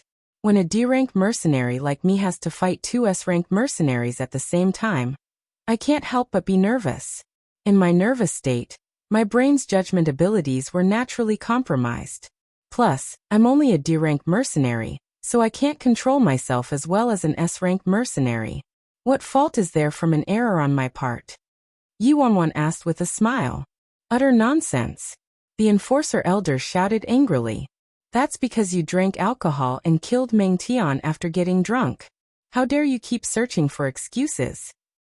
Drinking alcohol. The corners of Yuanwan's lips curled up, and she stared at the enforcer elder with a smirk. May I ask this elder if there are rules in Scarlet Flame's academy that prohibit students participating in the martial competition from drinking alcohol? Everyone turned to each other, stunned. There really doesn't seem to be this explicit rule. No, the enforcer elder replied impatiently. Since this rule doesn't exist, why can't I drink when my craving for alcohol overcomes me? If you drink, you get drunk. Your judgment abilities are impaired and your mind becomes intoxicated. This is common knowledge. Hence, drunkenness definitely impacts a match in all sorts of uncertain ways. Everyone knows this, So why didn't you prohibit a competitor from drinking alcohol? This can only be attributed to an error on your part. What does it have to do with me? Yi Wanwan lectured him without pause. You. The enforcer elder was at a loss for words. With a smile, Yi Wanwan continued, I've done everything in strict adherence of Scarlet Flame's rules. Since there aren't any rules that prohibit the consumption of alcohol, I'm not responsible for any of the uncertain factors following the consumption of alcohol. That's reasonable, right? Chapter 1693. Yi Wanwan could regurgitate the martial competition's rules backward. For example, even though Meng Tian took out a dagger wasn't considered a concealed weapon or poisonous powder, so a weapon like that was permitted. Hence, Meng Tian didn't break the rules, and his guilt couldn't be decided simply based on whether he intended to kill her or not. Yi Wanwan wasn't dumb. Everyone saw Meng Tian pull out a dagger and attack her during the match, but was killed by her instead after she stole his dagger. So why did these higher-ups still determine her to be guilty?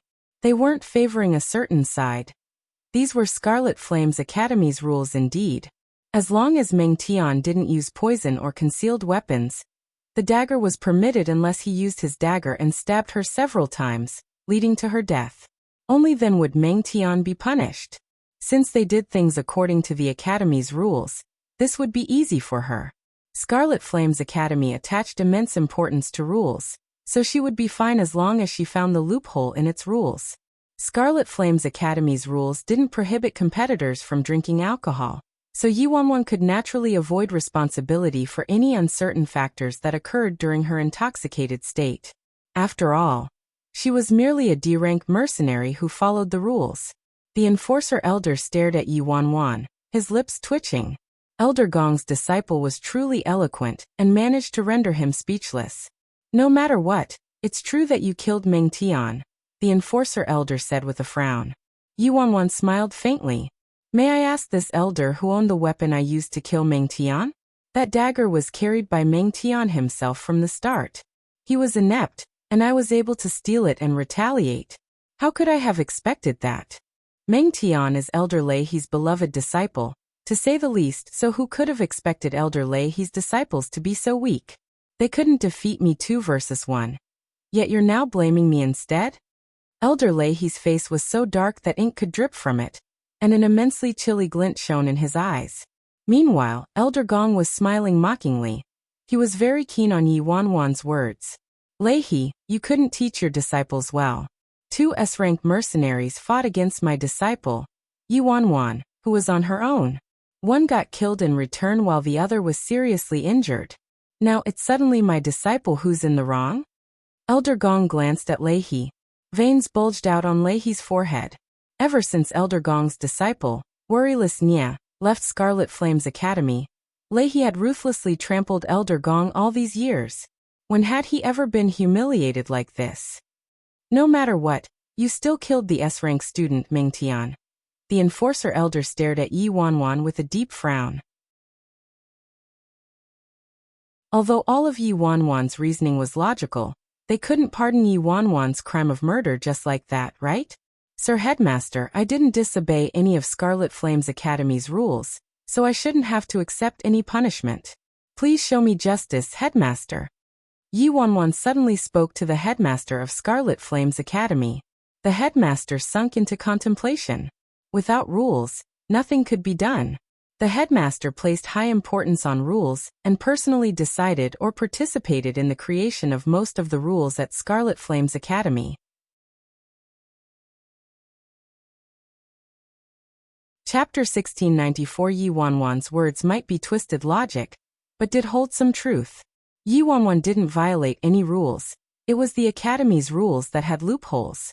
Headmaster, this junior has something that I don't know if I should mention, Ji Shiran suddenly said to Scarlet Flame's Headmaster. The Headmaster nodded and turned to Emperor Ji. No need to be polite, Emperor Ji. Speak your mind. Headmaster, Scarlet Flame's Academy's student, Yi Wanwan, did kill an S-rank mercenary, but Yi Wanwan is merely a D-rank mercenary. As she said, she did fight 2 people on her own and had to face 2 S-rank mercenaries, so perhaps she was a little nervous and didn't control her strength well.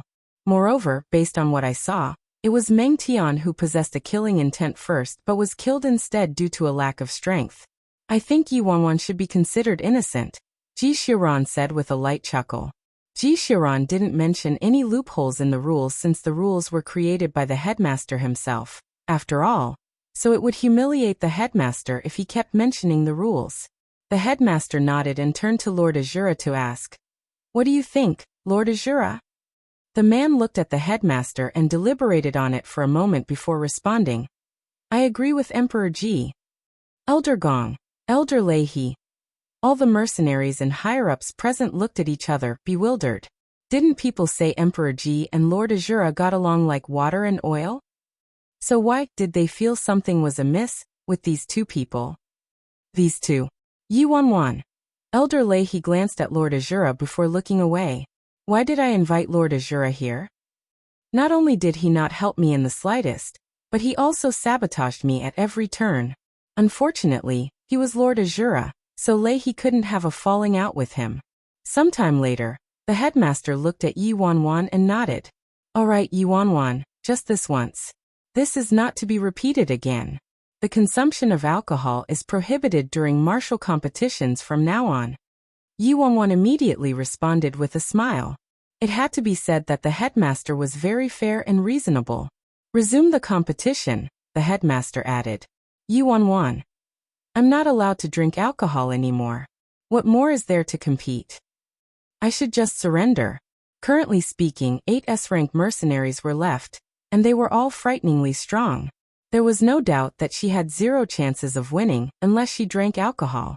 The referee quickly went onto the stage and sharply glared at Yi Wanwan before impatiently announcing, Yi Wanwan, you won this match, so you can keep challenging opponents until you're defeated. Can I not challenge anyone? Yi Wanwan asked. She already entered the top 10, so it didn't matter whether she continued to compete or not. No. This is a rule. You must obey it. The referee retorted. So I lost to the rules. Yi Wanwan was forced to look at the top 10 seats and randomly pointed at an S-rank mercenary. She was prepared to briskly surrender when the match started, so she wouldn't be beaten without room for retaliation. Soon, a young man walked down from the top 10 seats and arrived on the stage, coming face to face with Yi Wanwan. Yi Wanwan was about to concede when. Chapter 1695. 1695 Referee, I concede defeat. I won't compete. The man said ahead of Yi Wanwan. You want to concede defeat? The referee looked at the S-rank mercenary with surprise. This student was remarkably stronger than Meng Tian, but he conceded defeat without even an attack? And I concede defeat. Then the man jumped down the stage without a glance at Yi Wanwan, leaving a dumbfounded Yi Wanwan behind. Yi Wanwan wins, advancing to 8th place in the top 10. The referee had no choice but to announce that. Yi Wanwan, you can choose to rest for a moment before continuing your challenge. You can choose to not rest too, the referee said. I choose him. Yi Wanwan pointed at the S-rank mercenary a rank above the previous mercenary. Why did this woman choose me? Is there something wrong with her? It's not like I know her. The man frowned and left the top 10 seats with a displeased expression. The man walked onto the stage and stuck up his middle finger toward Yi Wanwan before saying to the referee, I concede defeat. Then he immediately walked down from the stage without giving anyone a chance to say anything. The referee announced, Yi Wanwan wins, advancing to 7th place in the top 10. Yi Wanwan. Her strength when she wasn't drunk was complete trash compared to these true S-rank mercenaries. Alright? What were they trying to do by conceding defeat one after another without hesitation? Yi Wanwan considered it for a moment and understood the situation. Only she knew that her strength rocketed to a frightening height after getting drunk. It didn't mean that other people knew. These S-rank mercenaries who were conceding defeat probably thought she was still the super powerful figure, who could slaughter gods and demons on the stage from earlier. Powerful my ass. Yi Wanwan became spirited instantly. If things were like that, perhaps she could get 1st place. It wasn't necessary, but why would she reject a 1st place given to her? She wasn't dumb. You. Come down. Yi Wanwan's confidence burst from her, and she looked at one of the men sitting in the top 10. Me. The young man pointed at himself, taken by surprise. Yes, you. Come down. Yi Wanwan nodded. How about you pick a different person to challenge? The man asked her cautiously. Bullshit. She's challenging you. Hurry and get down there. Why are you freaking asking her to challenge someone else? What? You want to dig a trap for us? I'm telling you, if you don't go down now, I won't be so polite anymore. Shoved forward by everyone, the man unwillingly entered the stage without any choice. Attack, Yi Wanwan said. You attack first. The man shook his head. You first. No, I won't. The man looked unwilling. Yi Wanwan angrily glared at him. He was a towering S-rank mercenary and full-grown man. Why did he start acting coy with her? Yi Wanwan immediately struck the man with her hand. This man had to be willing to attack no matter what, or else it would be disadvantageous for her if the match was dragged out. Her weakness might be discovered. Hence, Yi Wanwan decisively attacked. If this truly didn't work, she could just surrender. However, before she could touch the man, he flipped and jumped down the stage. What? Come out and fight me if you can. What the heck is wrong with this man? The audience stared at the man with embarrassment. They wanted to insult him but abandoned that idea after some thought. He was still an S-rank mercenary after all. It wouldn't be good if he held a grudge against them afterward.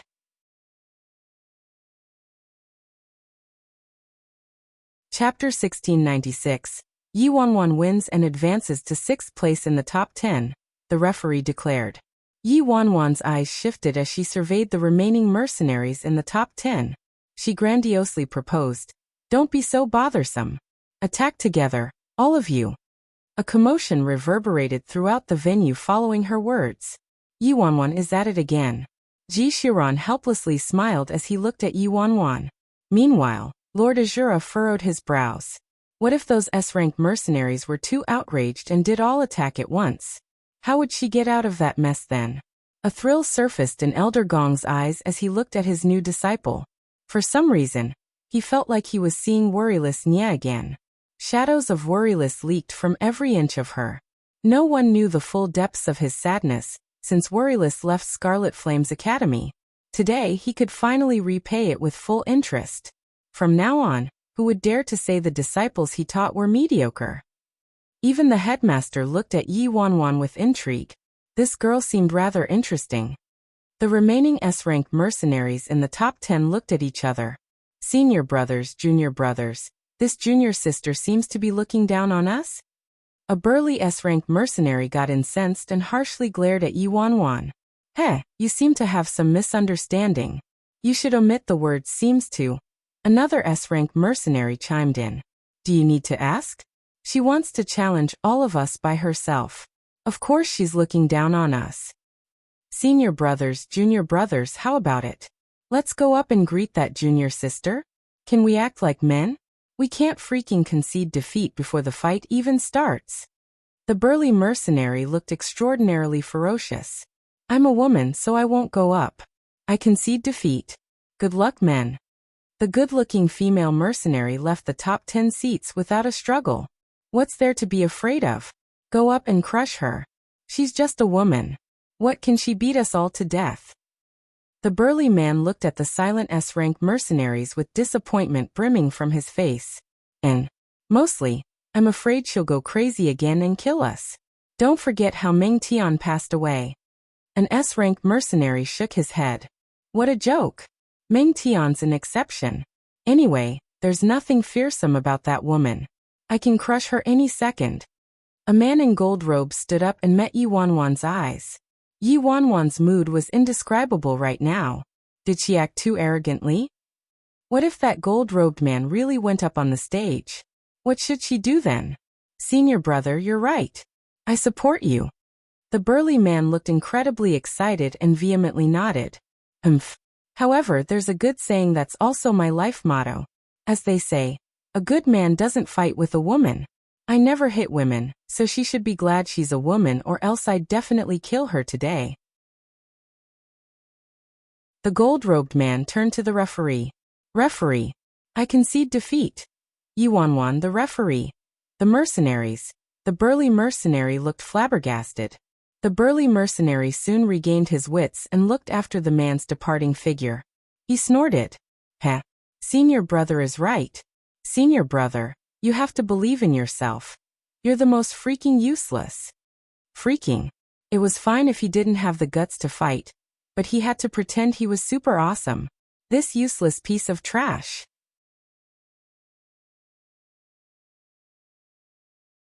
Chapter 1697. The remaining mercenaries all looked at each other speechlessly after the gold-robed man walked away.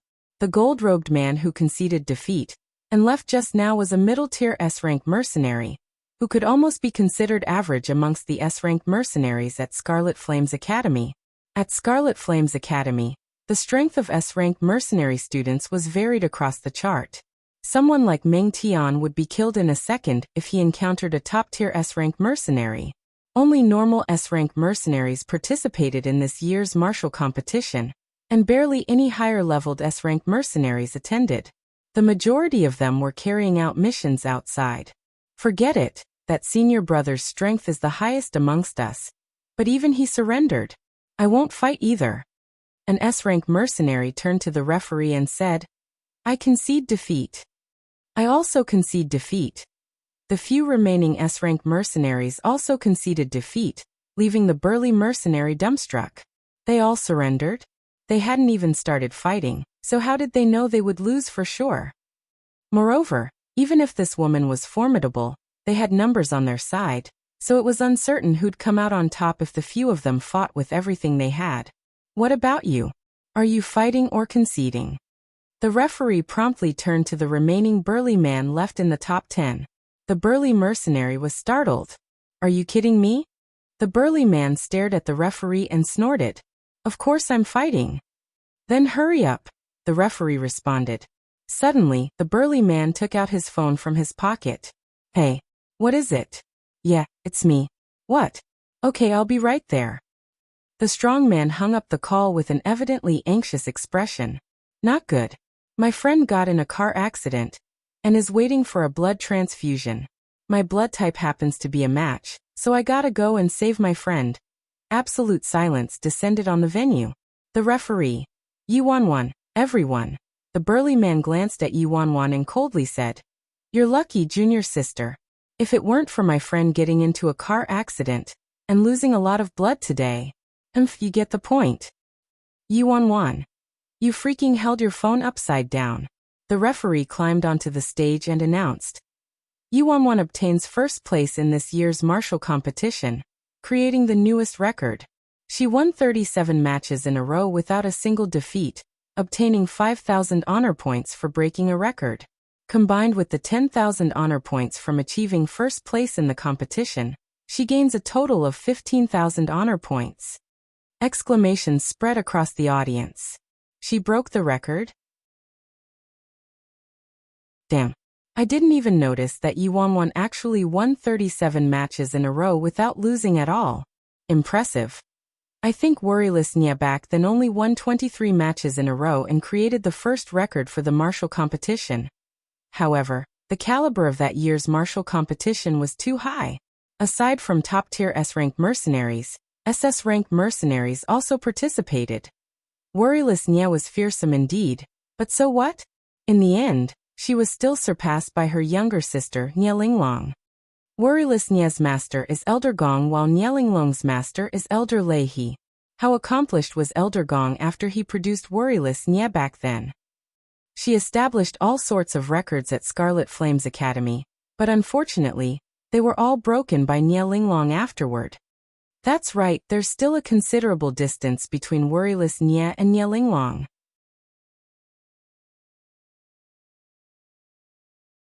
Chapter 1698.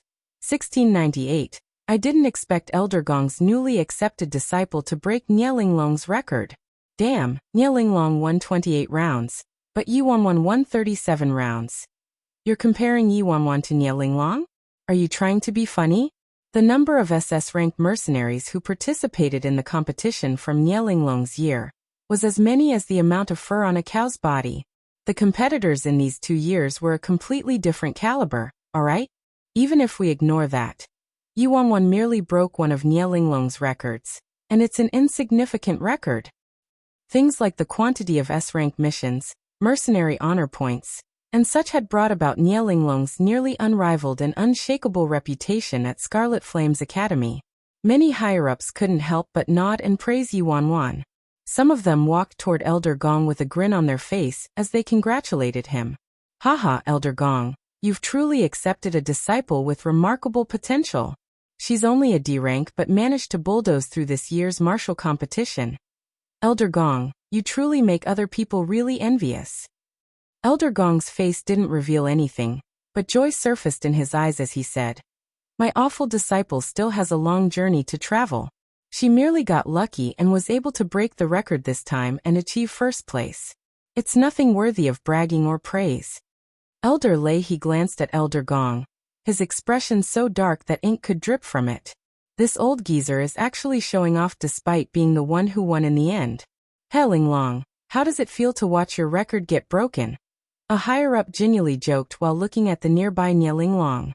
Nie Linglong met that higher-up's eyes and expressionlessly responded, Oh? I broke this kind of record?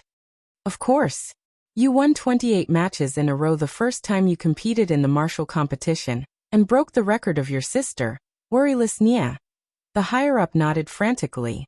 Did Nie Linglong forget her own record breaking? I see. Nie Linglong nodded lightly and detachedly said, I don't take this kind of minor record to heart, so I must have forgotten it with the passing of time. Haha, the higher-up laughed. That's true. Linglong, the martial competition from your year had a much higher caliber than this year's. Furthermore, you did break quite a number of major records, so it's normal for you to forget about a record like this. Nie Linglong walked toward Scarlet Flame's headmaster and said, Headmaster, I'll excuse myself now since the competition has concluded. The headmaster nodded, giving her the go-ahead. My lord, the competition is over and it's late. There are still many matters requiring my lord's attention, so why don't we leave soon?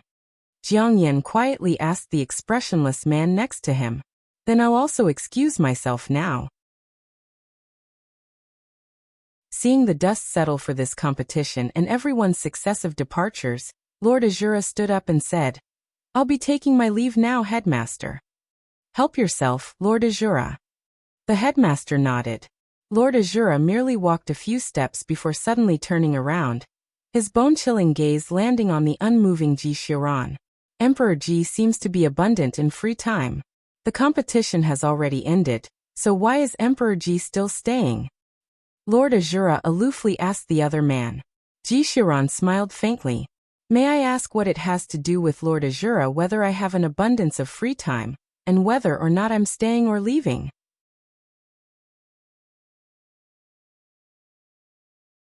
Chapter 1699. 1699 Lord Azura and Emperor Ji abruptly drawing their swords at each other took everyone by surprise. Why did the affectionate family from a minute ago fill the arena with the smell of gunpowder without any warning? No one knew why the duo suddenly acted like this. Emperor Ji, the competition has ended, so if you are busy you can leave, Elder Gong said to Ji Xiran as he walked up. Ji Xiran was silent for a moment before responding, all right.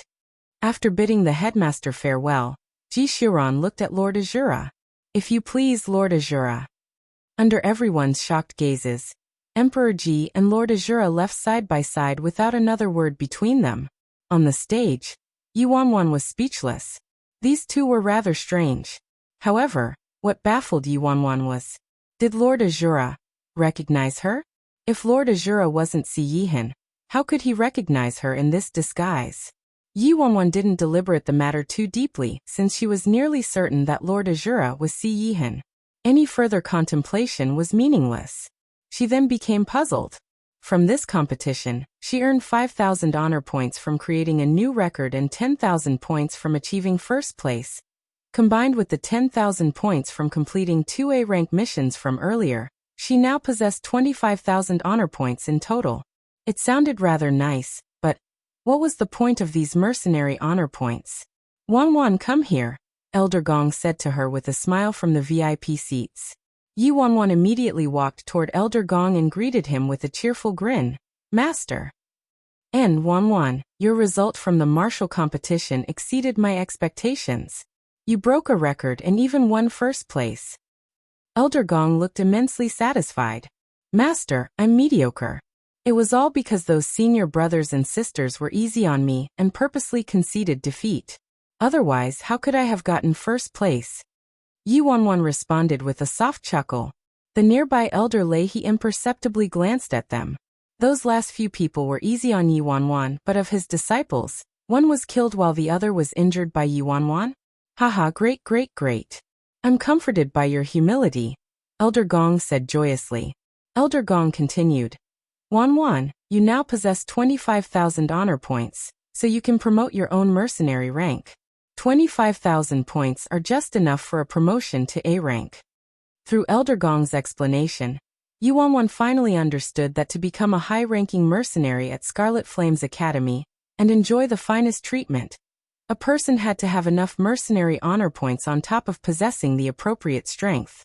Promotion to an A-rank mercenary required 25,000 honor points while S-rank required 50,000 points. Of course, it was a fool's dream to want to obtain enough mercenary points without adequate strength. Normally speaking, completing one top-tier A-rank mission merely gave a few thousand honor points. If you had enough strength, you could marathon missions, and it wouldn't be difficult to advance to A-rank or S-rank. Aside from using honor points to promote your own rank, there were a million other uses. For example, you could have the headmaster of Scarlet Flame's Academy personally weld a weapon for you, hire super high-ranking Scarlet Flame students, etc. At Scarlet Flame's Academy, mercenary honor points meant everything.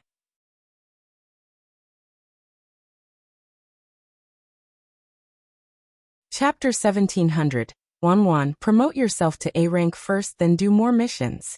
You'll be able to become an S-rank mercenary in 2 months at most, Elder Gong said with a smile.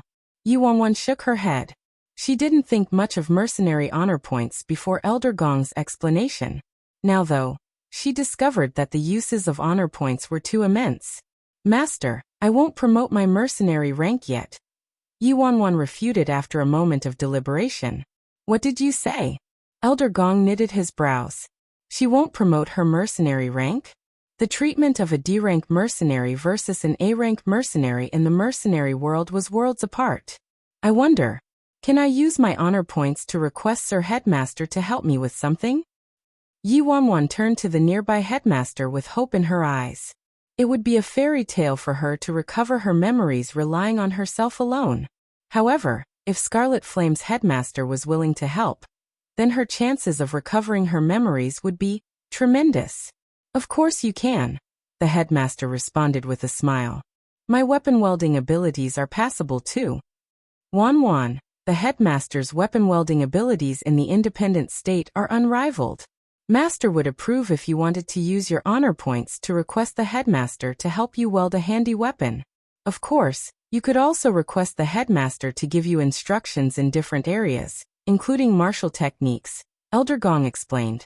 Master, can I speak to the headmaster alone? Yi Wanwan asked curiously. You can. It was the headmaster who answered. Soon, Yi Wanwan followed the headmaster to his office. Speak, student Yi, the headmaster said to her. Headmaster, to be frank with you, I know about your hypnosis abilities, so I would like to request the headmaster to hypnotize me. Yi Wanwan's eyes looked firm. Hypnosis. The headmaster was startled. There were indeed many students who requested him to hypnotize them. Most of them were afflicted with wounds from love and wanted to seal their memories related to love. However, looking at the student in front of him, she probably wasn't afflicted with love wounds. Student E, most people who request me to hypnotize them are afflicted with love wounds and want to seal their painful memories. Is this your reasoning too? The headmaster asked with uncertainty. I don't think so. Headmaster, it's like this. I lost a segment of my memory and would like to request the headmaster to help me recover that lost segment. Yi Wanwan spoke frankly, not wanting to speak in circles. You lost a segment of your memory? The headmaster frowned. How could someone lose memories out of nowhere? So you want to use your honor points to have me hypnotize you and see if I can recover your lost memories? The headmaster looked pensive. Right. That's what I meant. Yi Wanwan nodded several times. Student Yi, sit down first. The headmaster had Yi Wanwan lie down on the sofa. Then he sat down next to Yi Wanwan as though he was about to have a casual chat with her, and took out an antique pocket watch. Under the headmaster's instructions, Yi Wanwan stared at the second hand on the watch and continuously answered the headmaster's questions. An unknown amount of time passed. It was like the blink of an eye, but also like an entire century had passed. Yi Wanwan's mind became dazed, and she lost consciousness.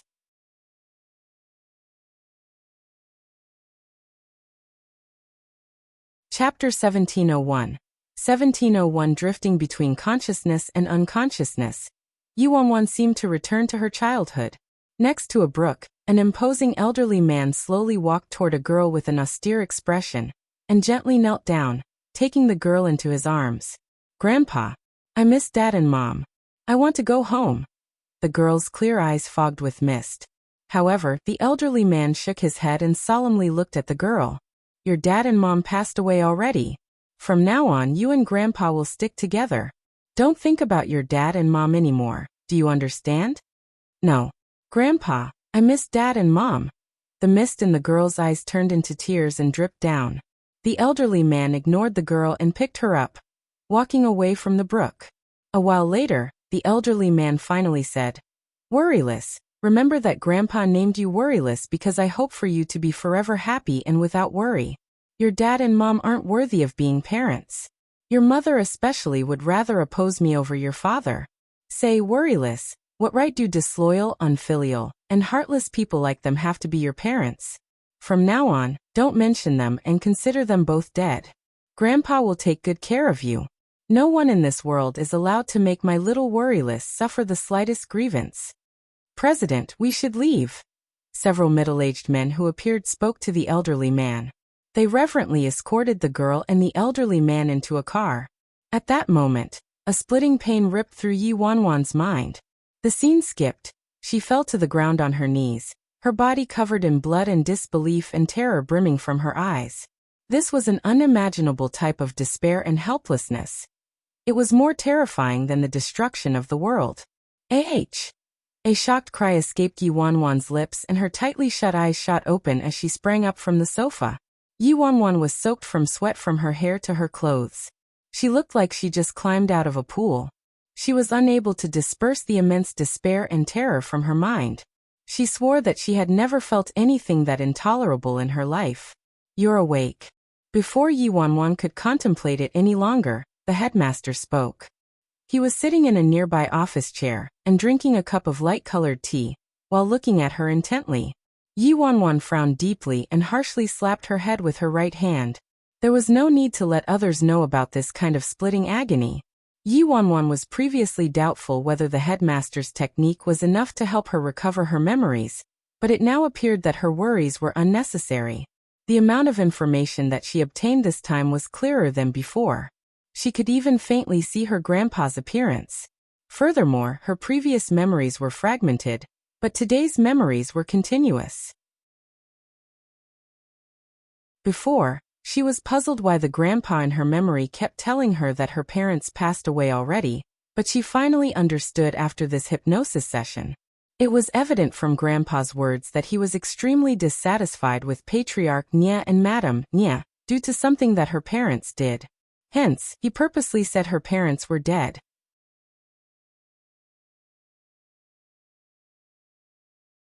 Chapter 1702. What caused Grandpa to disapprove of Patriarch Nya and Madame Nya though? Yi Wanwan was clueless. She also vaguely remembered that the middle-aged men who arrived in the end treated Grandpa with considerable respect and called him President. President? What kind of president? Student Yi, the headmaster called, disrupting Yi Wanwan's contemplation. Yi Wanwan gathered her thoughts and turned to the headmaster. Sir Headmaster, your hypnosis abilities are truly extraordinary. If the headmaster was willing to help her, she could completely recover her memories for sure. Student Yi, as you mentioned earlier, you did lose a lot of your memories. The headmaster looked at her meaningfully. Precisely speaking, you didn't lose your memories. You seem to have had your memories replaced. Do you know about this matter? Yi Wanwan nodded frantically. Sir Headmaster, I do know about this matter. Which is why I wanted you to help me recover my own memories. The headmaster sipped from his tea and thought for a moment before looking up at Yi Wanwan. I'm afraid only I can help you recover your memories in the entire independent state. Thank you, Sir Headmaster. Immense excitement surfaced in her eyes. She was right, the headmaster of Scarlet Flames did possess this ability. As long as she could recover her memories, then the truth would be uncovered. Don't thank me so fast. The headmaster looked at Yi Wanwan with a faint smile. Student Yi, I can tell that you're a person who values the rules remarkably. I happen to also be the same. If you want to recover your memories, then let's follow the rules. But I don't value the rules. The valuing the rules that the headmaster was referring to was probably her defense to prove her innocence after killing Meng Tian on the stage. I seriously dug a hole for myself to jump into. She was the one who said it, and it wasn't like she could slap her own face, so Yi Wanwan was forced to agree with him. Sir Headmaster is right. I do value the rules a lot. May I ask what the rules are for me to recover my memories? According to Scarlet Flames Academy's rules, requesting me to weld a weapon or giving guidance costs 25,000 honor points each time. Hypnosis requires more effort, so it costs 50,000. Based on Student Ye's situation, you probably need to be hypnotized 3 more times, which will cost 150,000 honor points at least. This time also costs 50,000, so you currently owe 25,000 honor points. Student Yi, the headmaster explained. Why do I suddenly want to die? 150,000 honor points combined with the 25,000 points she owed this time totaled 175,000 points. How the heck was she going to get her hands on 175,000 honor points? Didn't he want her life essentially? High difficulty A-rank missions like defeating Big Dipper and 7-star would only give her 5,000 points, while super dangerous S-rank missions would probably only give her around 10,000 points. However, not every mission was this easy. She would only gain a considerable amount of honor points from those super dangerous missions. 175,000 honor points. Speaking of which, can this thing be bought with money?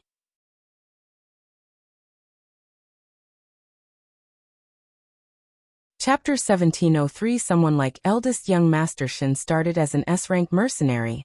So how did he earn enough honor points to promote himself from D rank to S rank? No way would Yi Wanwan believe that eldest young Master Shin was promoted from actually doing missions and gaining honor points himself. If honor points could be bought with money, it would make things much simpler. 175,000 honor points shouldn't be a big problem. Sir Headmaster, how about you help me recover my memory first? Let's say I also owe you the other 150,000 for now. What do you think? Yi Wanwan eagerly stared at the headmaster with an ingratiating smile. Oh them.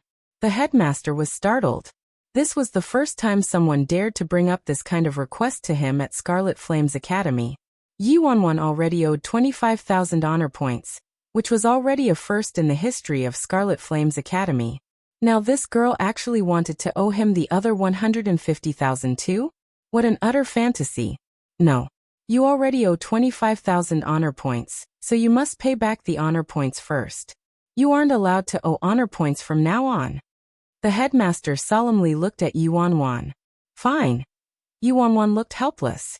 So what if she owed them? It wasn't like she wouldn't pay him back. If she could recover her memory, earning these honor points shouldn't be a problem. Yi Wanwan originally wanted to inform the headmaster who she was, but decided to withhold her identity for now after some deliberation. She hadn't informed even her master, Elder Gong, of her identity, yet to avoid evoking some unnecessary conflict.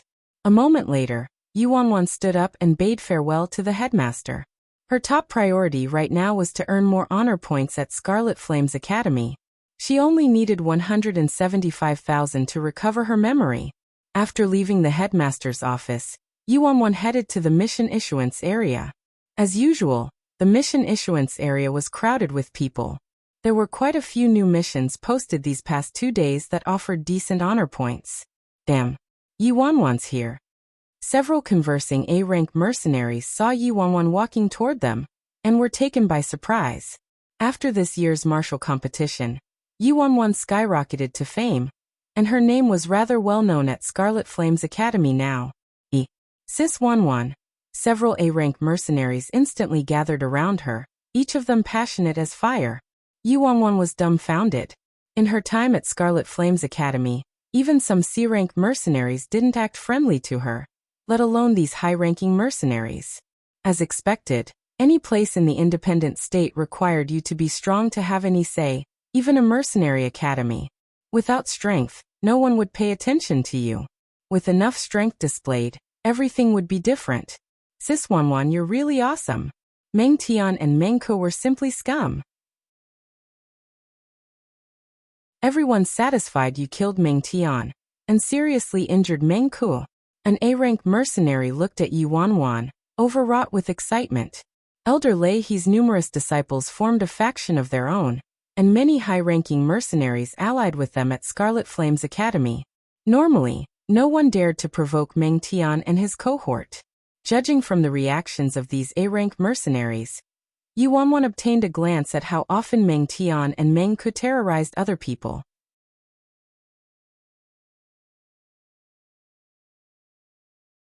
Chapter 1704.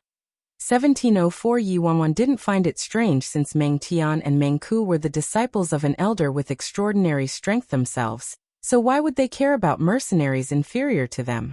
Sis Wanwan, you must be careful though. Meng Tian and Meng Ke aren't worth a mention amongst Elder Lei He's disciples, but his genuinely fearsome disciples didn't participate in this year's martial competition. A young mercenary said to Yi Wanwan. Yi Wanwan was surprised. Meng Tian and Meng Ke were actually the weaker of Lei He's disciples? How is that possible? That can't be right? Yi Wanwan looked confused and asked the young mercenary. Wasn't Meng Tian Elder Lei He's second disciple? How could he be that weak? The young mercenary shook his head and explained. Sis Wanwan, the numbering of an elder's disciples is ordered chronologically at Scarlet Flame's Academy. Whoever becomes a disciple earlier is the senior brother. For example, Meng Tian became Elder Lei He's disciple rather early, so he's numbered second, but he can't compare to Elder Lei He's subsequent disciples at all. That's right. He's completely correct. Elder Lei He's eldest disciple, third disciple, and youngest disciple are all frighteningly strong. Many S-rank mercenaries view them as leaders. Sis Wanwan, you must be careful. Lei He's strong disciples are all outside on missions right now. But when they return and discover you killed Meng Tian and injured Meng Ke, things won't end well. Although Elder Lei He's disciples also look down on Meng Tian and Meng Ke, your actions were equivalent to slapping their faces, so I doubt they will take things lying down. A mercenary kindly warned Yi Wanwan. Yi Wanwan nodded with understanding. If it was as these mercenaries said, she did have to be more cautious. She hadn't recovered her memories yet, so she naturally couldn't utilize her peak-level martial strength, and could only rely on drinking alcohol to recover a tinge.